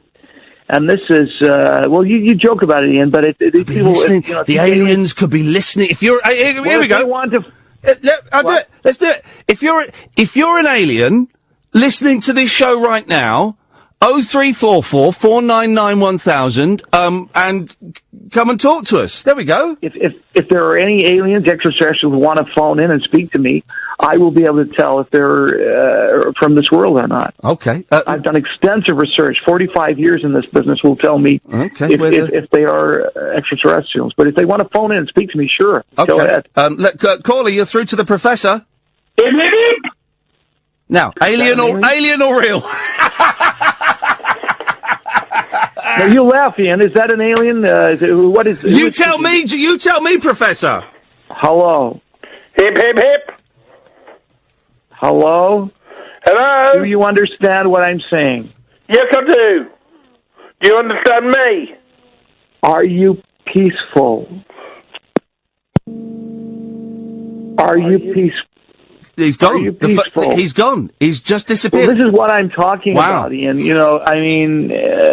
I don't know whether that was a human being or whether that was extraterrestrial. I would encourage him to phone back. Let's talk. Vaughan has tweeted 0344 499 1000. Dan will come to you in a second. Vaughan has tweeted, "Can you ask the professor if aliens carry out anal probes on pets? I had to take my budgie to the vet and they phoned the police." I think you're pulling my leg. Is that right? No, Vaughan is actually very, very ill, so I don't think he's in the mood for making jokes. Well, if you read my book, Alien Invasion: Dawn of the Hyper Superspecies, you will realize that yes, that there's a certain amount of anal probing that they do. With pets, though. I don't know about pets, but a human, a man's anus, they put a finger. They got long fingers and they stick it up there. What do they do that for? What do they get out of it apart from smelly fingers? Temperature. They can take blood samples. They can fecal samples. These are all things that the aliens like. To us, it's appalling. Perhaps someone wants to. Well, I wouldn't go as far as saying appalling, Joe. Some people, it might be a bit of fun. Not with a long finger. Look, listen, they got long fingers. We're going where we don't want to go.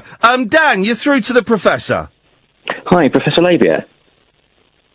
Professor Labia? What did you call me? Professor Laevens.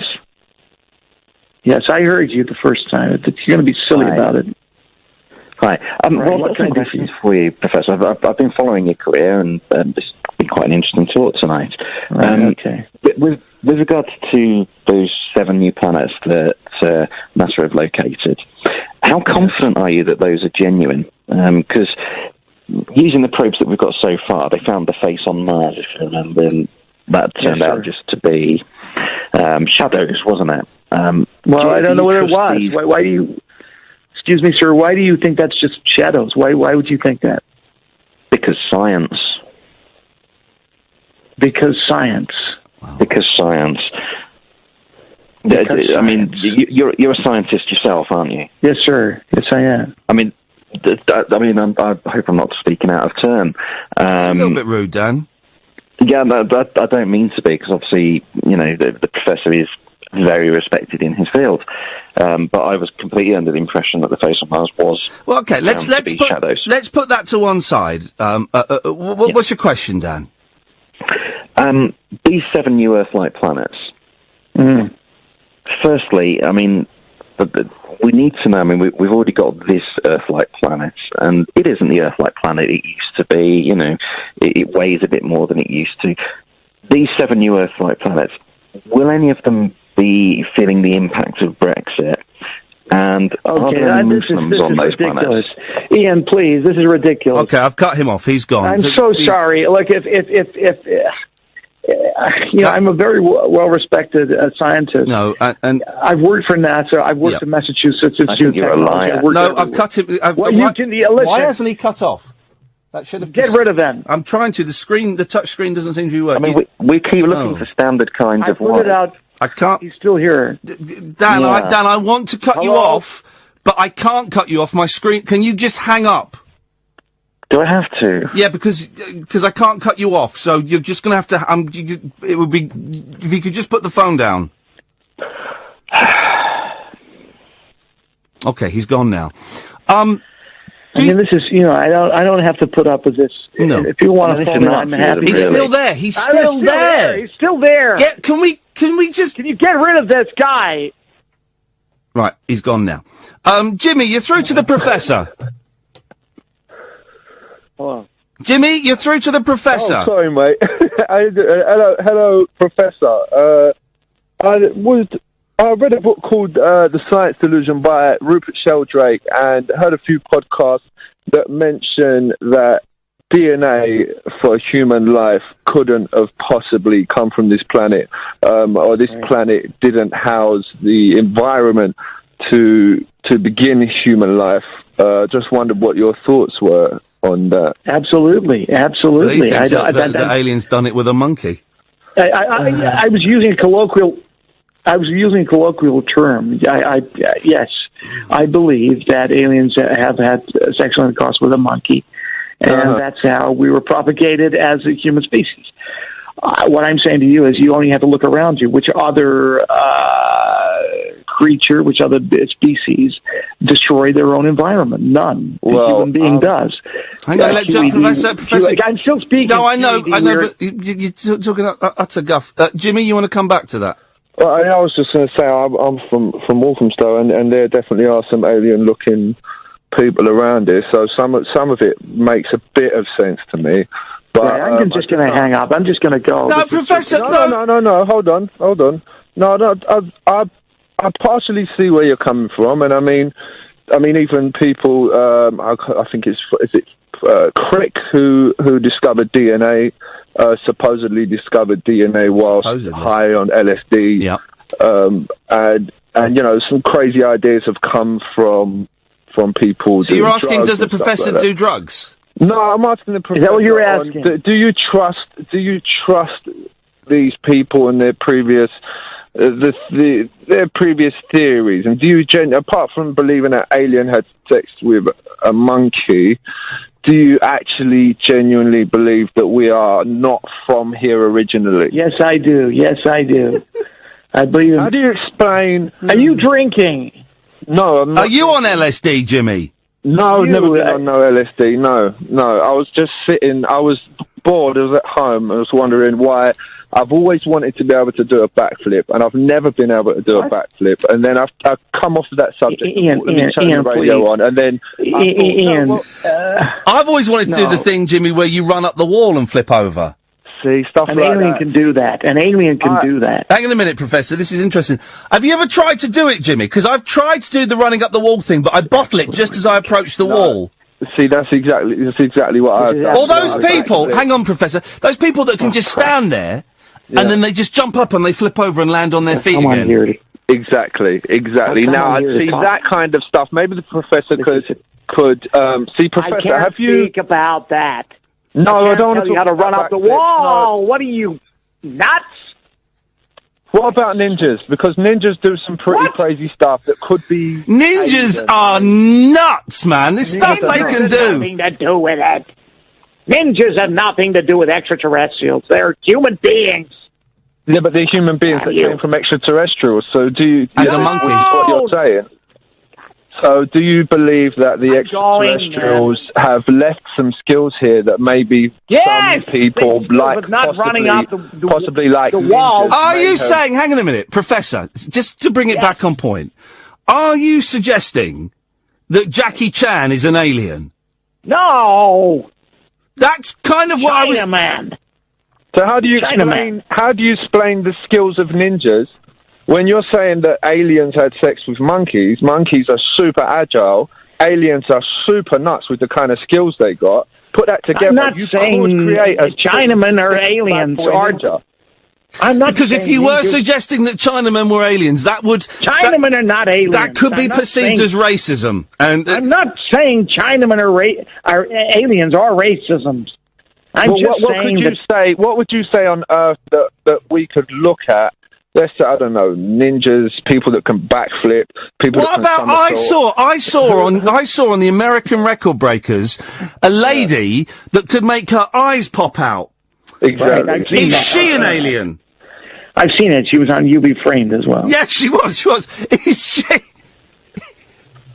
So who's closest then? Who here? What can we see here? Because when I see a ninja, I think that's from somewhere else. Yeah. Mate. I am telling you. Listen to me. Please listen to me. Because I've tried. I'm sorry, but I've tried to be a please ninja listen for to me. so long. Listen to me. Chinamen or ninjas are not aliens, okay? Japanese. I'm telling you now there are aliens listening. If they want to phone in and tell me what their skills are... No aliens have called in so far. We don't know that. We don't know that first one who phoned in. Caddick. It's 50. You know him? He phones in from time to time, but... Okay. You know, I thought he sometimes... might have been. I guess we've got another call coming through. We'll take that, and then let's just go to this now. Brian, you're through to the Professor. Hello. Can you hear me? Hello, Professor. I want to ask you a couple of questions. Number one, what qualifications have you got to say that you're a scientist? And B, do you believe in God? Because I believe in God, and I believe that God created everything. Number one, first, then B. I'll ask question number one first, and then question B second. Okay. Well, I have worked for the Massachusetts Institute for Technology. I've worked for NASA. He's got certificates. He's got certificates. I've been trying to. I'm wondering, do you have a master's degree or Yes, I do have a master's degree from Pennsylvania University. Yes, I do. All right. What's your point? I was just asking. That was all. I just wondered if you were actually a bona fide scientist. That was all. Where's that accent? Is that? Where are you from? Want to tell me where you're from? I'm from Middlesbrough, mate. On Teesside. Okay. Sorry. Yeah. And question B, Brian, what was question B again out of the question two? B, I was asking him what his views were on the existence of God. Wow. Because I believe in God. Okay. Oh, the God complex. Look, I believe there's a God. I believe that there's a being that formed the universe. And I believe that there are bigger powers than ours on Can Earth. I ask can I interrupt? Who's right? Is it the Christians or the Muslims? Is that a question to me? That's Brian. Who do you think's right? The Christians or the Muslims? Well, the thing is, Muslims have got their God, Allah. Christians have got their God, haven't they? Huh? So I suppose everybody, depending on what religion you are, have got your own view. Your God, Brian, Brian, if your God had a fight with Allah, who do you think would win? Well, I don't know. To me, it's probably the same God, isn't it? If the creator of everything will be one God, but obviously in different parts of different nations around the world, different gods. What, do you know what I'm trying to say? Is Jesus came to the West, from Israel and whatever, from the Middle East, and then obviously they've got their own messiahs in different parts of the world, haven't they? Joe, would you like to say anything? We're getting a few more calls. Me? Yes, Joe. You want to talk to me? Yeah, I'm talking to you. I'm not going to get involved with this. I'm not nuts. You think I'm going to get involved with this? Okay, Brian, thanks for your call. Let's go to... God's sake, who are these people who listen to your... It's Martin... Get a serious conversation, please. Let's go to Martin Sweetheart in Huddersfield. Good evening, Martin. That's right, darling. I've got a lot of beliefs in these things, but I'd like to ask him, because I had an encounter with God 25 years ago, and he put this with God himself. I might be off track, but he put this like a dot in the eye, and I'm wondering, does he think that an angel for a world has X-Men? In X-Men, there's a person... All right, listen, can I just interrupt? I don't know what one word you've just said. I did not understand one word you just said. Right, calm down, Professor. Martin's slower. Just hold on. Martin's talking about... something in your eye? What? Yeah. Let me ask you a question then. What do you know about 0-point field? Excellent question. 0-point fields. What do you know about what you're talking about? You've never heard of the 0-point field? I can't understand what you're saying. The 0-point field. because you're a professor. Now, 0-point field, scientists say that is the source in the universe in which all things come from. If you're a scientist, how come you never heard of the theory of 0-point field? Of course I've heard of the 0-point field. Okay, tell me about it, please. Well, no, we're not here to put him on the... vacuum state. It's the quantum field theory, the vacuum state is the quantum state with the lowest possible energy. It contains no physical particles. That's the energy of the ground state. This is called the 0-point energy. Okay? Happy, Martin? No, I'm not, because what I'd like to also say, right, because, you see, darling, my surname's Gabriel, and I had an encounter with God 25 years ago. Okay, we're not with Martin. With respect, my God's sake, we're kind of slightly going off on a tangent. The professor is here to talk about his book, Alien Invasion: Dawn of the Hybrid Superspecies. I saw a UFO when I was 10 years old. Here we go. We're back in. Yes, now you're talking. Now you're talking. Go on. Boom. I saw a UFO when I was 10 years old. Now, this UFO had a symbol at the bottom of it. When I was 25 years old, I found a pebble, a white pebble, and on the pebble, it had the same symbol of the UFO. It had a key drawn on it and a triangle. Now, Jesus in the Bible said he would give certain members a white pebble, and on that pebble, something written that no one knows except the person receiving it. Now, this symbol at the bottom of this UFO, Gonna hurry you up to a question, Martin, please. Yeah, okay. What was the symbol? Tell me, man. What was the symbol? What was on it? The symbol is like a Pisces, like a H symbol. And I've seen a program about UFOs recently, and there was a UFO on there exactly with the same symbol. It's like a H. I've got to push you to a question, Martin. Okay, my question is, don't be too hepped up. You're hepped up, but the question I'm asking is, do you believe that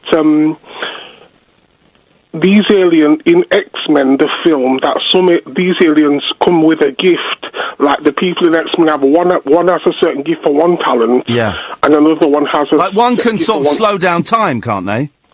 Yeah, and the Wolverine, of course, is an X-Man, and he's got sideburns and knives instead of fingers. Yeah, and there's one who can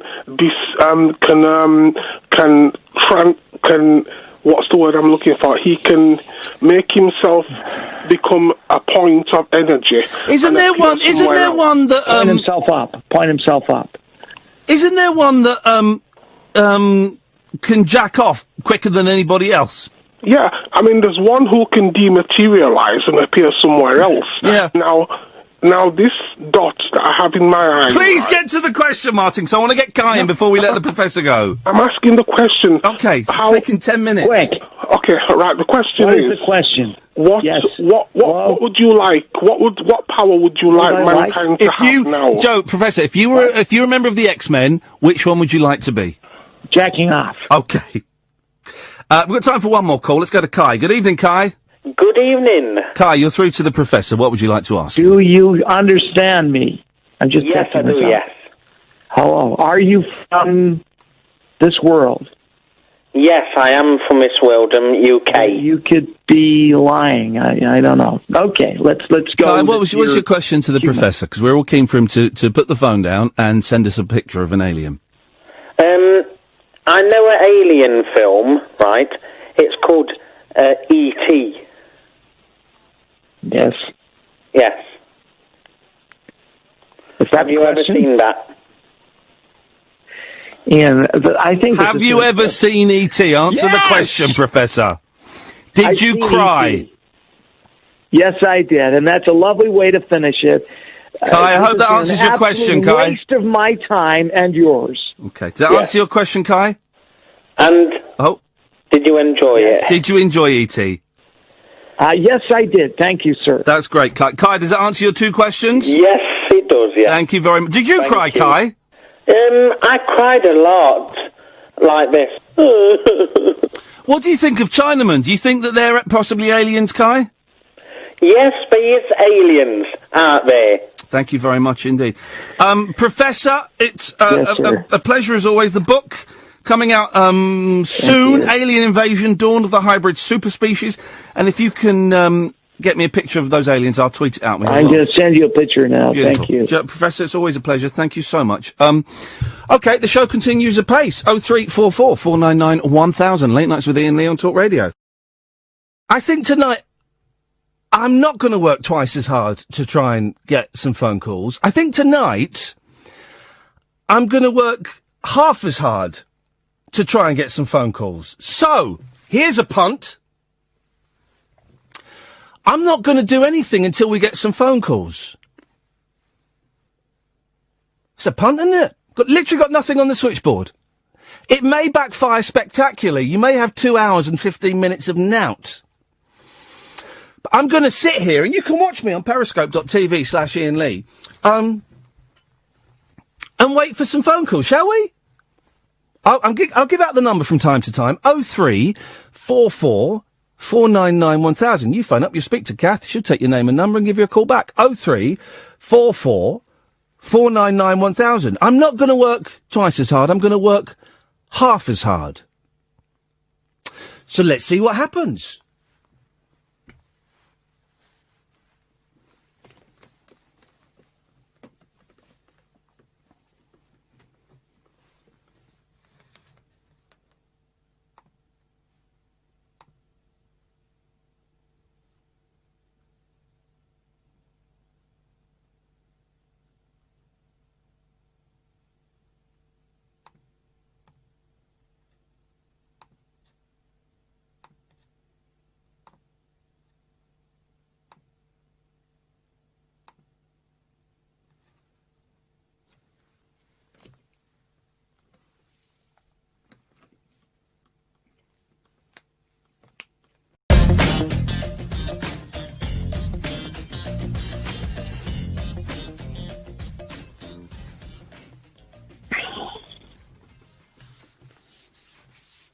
Hello?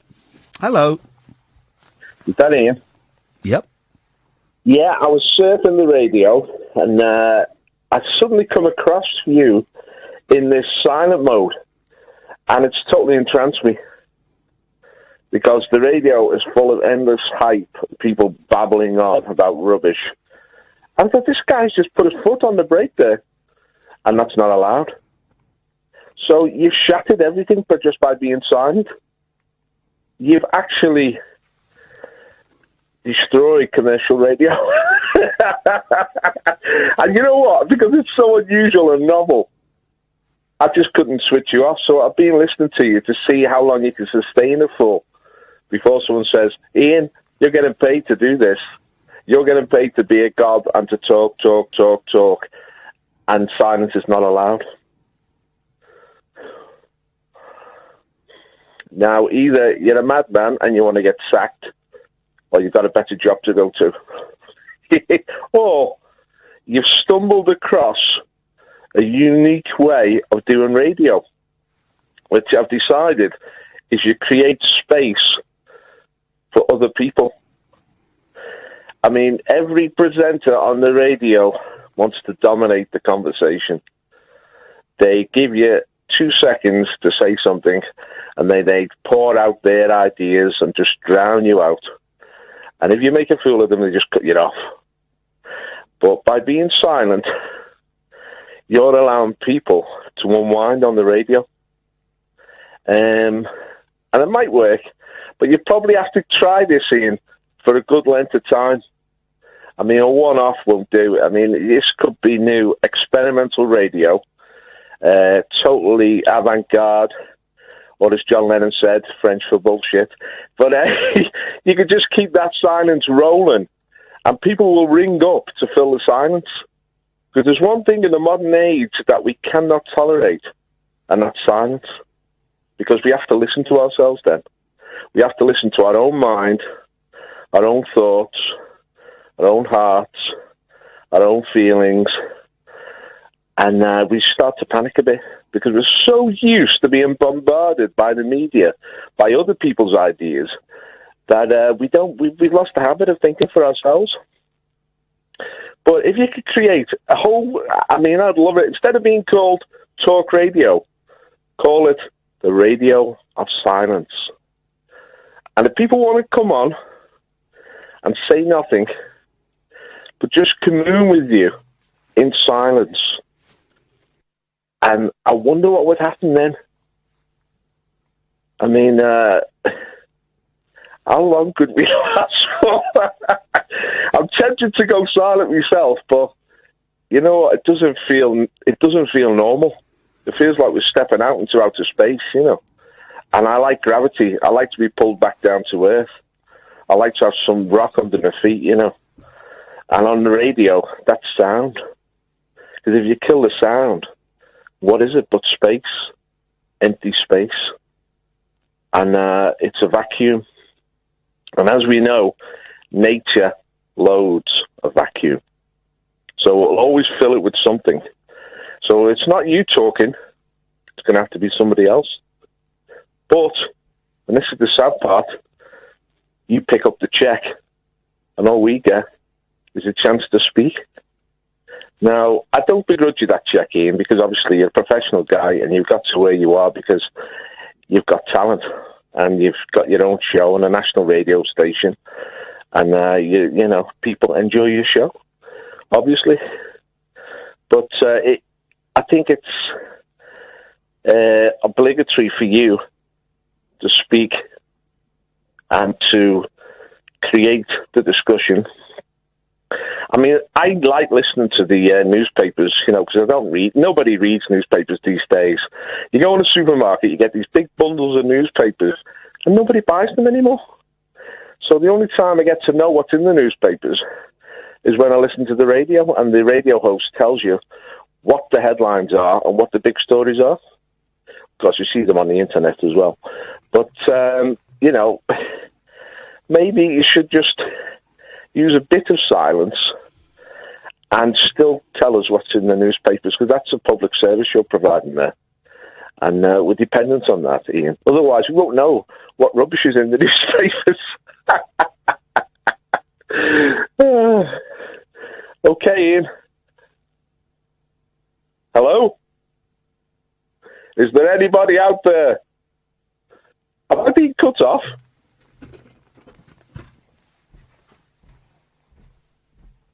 Goodbye.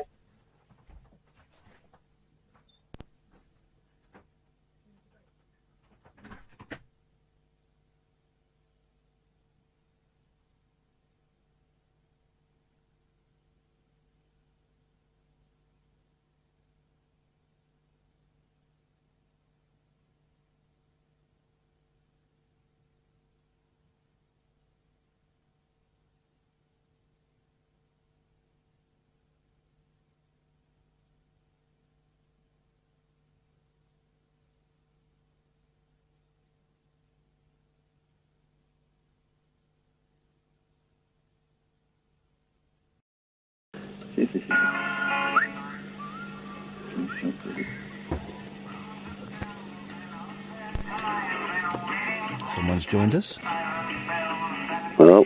Yep. Hello? Yep. Is that you, Ian? I suggest you turn your radio off. Yeah. Yeah. Mm-hmm. Is that you, Ian? Yeah, it's me. Oh, right, you didn't sound like it was you, like. Oh, that's right. I thought it was the fella, before you come on. How are you, all right, right? I'm okay. Yeah, I'm the fella with the chip in my arm, if you remember. Hello? Yeah, I'm listening. Oh, yeah. Yeah, I was just wondering, I've been listening to your show and all that, on and off, just little bits here and there, and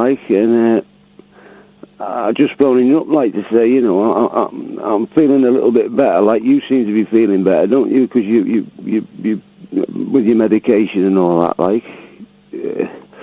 you just have ups and downs and stuff. I've sort of forgot what I was going to say to you, it threw me a bit, then you come on a bit quick, but, all this stuff that was in my head, I did cut my arm the other day, and I actually found a wire in my arm. So it's not just in my head, You seeing a doctor, Chris? Well, I do see him. I haven't been to see him for a while. I suggest you go and see your doctor as soon as possible. Yeah, but I mean, he doubled me on me tablets, and Chris, I'm going to say something to you. Yeah. That you will not believe. Yeah. Okay, but would you mind if I say it? No, not at all. No. You didn't find a wire in your arm. There is no chip in your arm. There is nothing like that in your body. Now, I know you don't believe that, but I have to, as a human being, I have to say that to you to ease my conscience, okay? I have to know that I have said to you that those things are not in your body. And it's what it is, it's a symptom of your illness. Right. Well, can I just say one thing to you? Of course you can, Chris. Right. Well, if you get up on your computer now, if you print in RFID chip... I'm not going to. Who do you... let me ask you one question on this. Let me just assume that what you're saying is real. Yeah. Who do you think put the chip in you? Well, I got taught, because I can hear all voices talking in my mind all the time, and they said, one of these lads said it was. Now, I know some of these voices that I hear. You're breaking my heart, Chris. You're breaking my heart. Because you're not well, brother. You're dangerously ill, brother. No. Yeah. Honestly. Mate. That's the thing, is I'm not, honestly. This is the whole point of it, this is the whole point, is I'm not, Oh, mate. Please go and see a doctor, Chris. Yeah, all right. But I mean, this might sound madness to you, I ordered a told them... It doesn't sound madness, it sounds sickness. It sounds illness.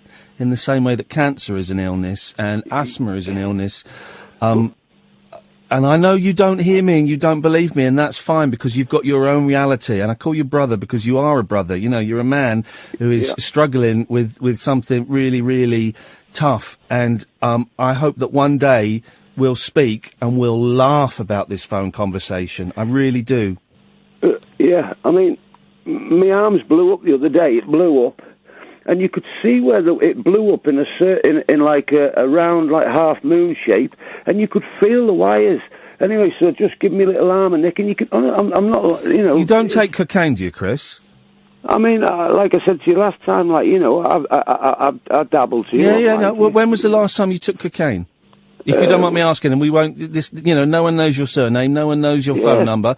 No, we're not going to tell it. When was the last time you took coke? Today, Can I ask? I've had a problem with with stuff on and off. How much have you had today? Couple of grams? No. £10 or something like that. Chris, cocaine makes us think that there are things under our skin. Oh, I understand all that. And some people think that it's bugs, And some people think that it's hairs growing under their skin, and some people think it's wires under their skin. And the thing is, to that person, it's real. It's 100% real. Yeah. And it takes someone outside of us to point out the insanity of what we're doing. Yeah. I know a bloke, right? I know a bloke who was taking shed loads of cocaine. It doesn't matter if it's a lot or not. And he had two things, right? Yeah. Can you hear things? Yeah. Yeah. He had nasty, wicked things like. Yeah. The thing this guy had, right, was he could hear cats in the flat. He could hear cats walking around the flat. Yeah. And there weren't any cats in the flat. But he was convinced he could hear them. And the weird thing about the stuff you hear is, it's more real than the stuff that you see. He was convinced there were cats in the flat. The other thing he was convinced about was, he had ingrowing hairs under his skin in his cheek. Yeah. And he tore his face apart, trying to get under the skin to get those hairs out. Tore his face apart. And when his girlfriend, I know this for a fact, when his girlfriend woke up the next day, she went, Jesus Christ, what have you done to yourself? Yeah. Yeah. And I'm imagining you haven't got someone around you who can say, Jesus Christ, Chris, what are you doing to yourself? Well, I mean, I'm around people, but like what I'm trying to say is like, these things, like I said to you, these voices that you hear talking constantly, night, noon, all the things that I read online, and everything that happens through this thing, they even can throw smells around and stuff like that, and like electric, like pinpricks. I know it sounds crazy to you, like electric contortions in your feet and stuff like that, and all the stuff that comes, like, it's you get it all, like, it's, and the thing is it's not, I have got problems, depression a little bit, but it's far from that, like. I'm going to tell you something that's a fact. Do you trust me? Yeah. You're sick. And I mean sick as in you are ill, and it doesn't always have to be like this, and there is an alternative. Right. Yeah, I mean... That's all I have to say, man. You don't have to live like this anymore. I mean, I'll just say one of the... Go on. Like, online it said, you can order these rare earth magnets, neodymium magnets. So I ordered a magnet, because it breaks the chip down.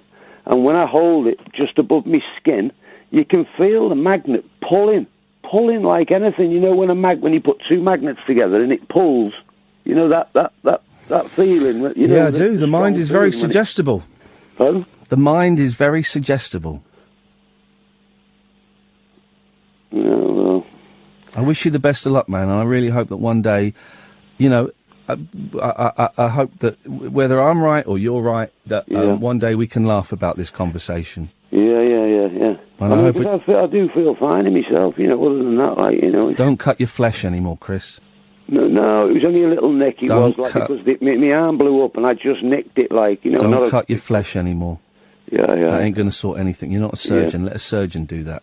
Yeah.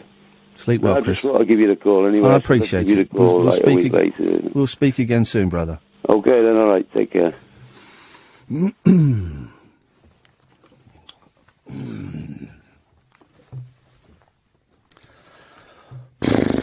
I mean, that's made me really sad. Really emotional.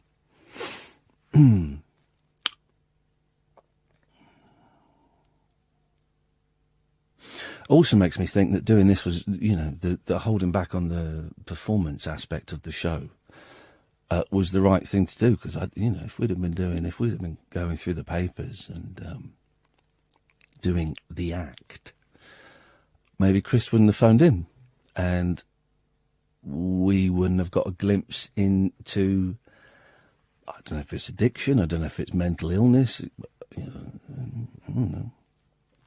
But we got a glimpse into Chris's reality, and it's real for him. There is a chip under his skin. There are wires under his skin. Whether I believe it or not, that's his reality. His reality is there is a chip under his skin. Now, you and I, you know, we make up our own interpretations of what is going on. But once you start cutting yourself, man,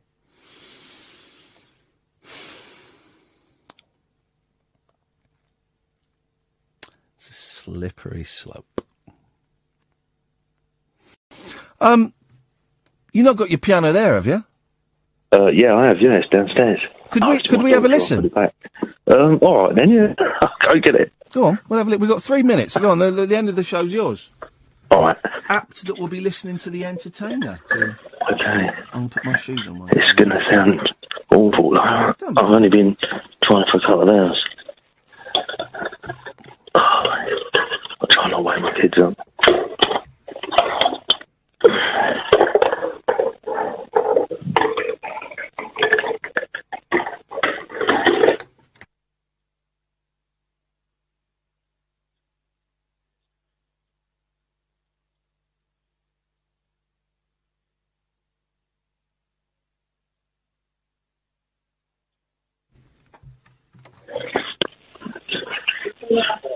Yeah, still here.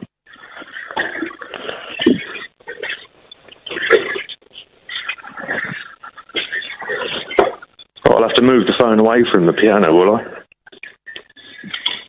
Can you hear me? Yep. My missus is watching on Periscope. Yeah.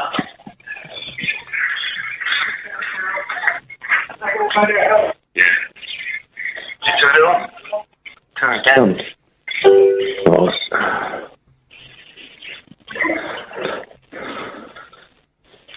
She started to write some notes down, but I've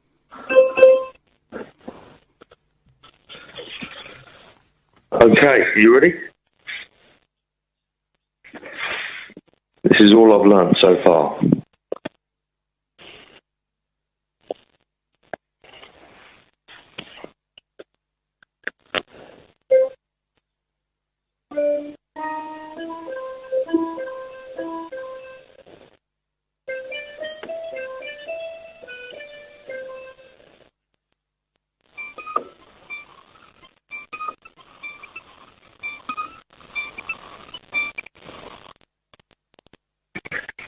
That's it.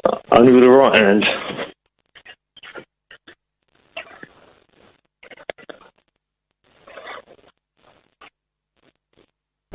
Across the UK, online and on DAB. Unfiltered Night Talk with the original king of unconventional conversation. The best of Iain Lee on Talk Radio. We have ways of making you talk.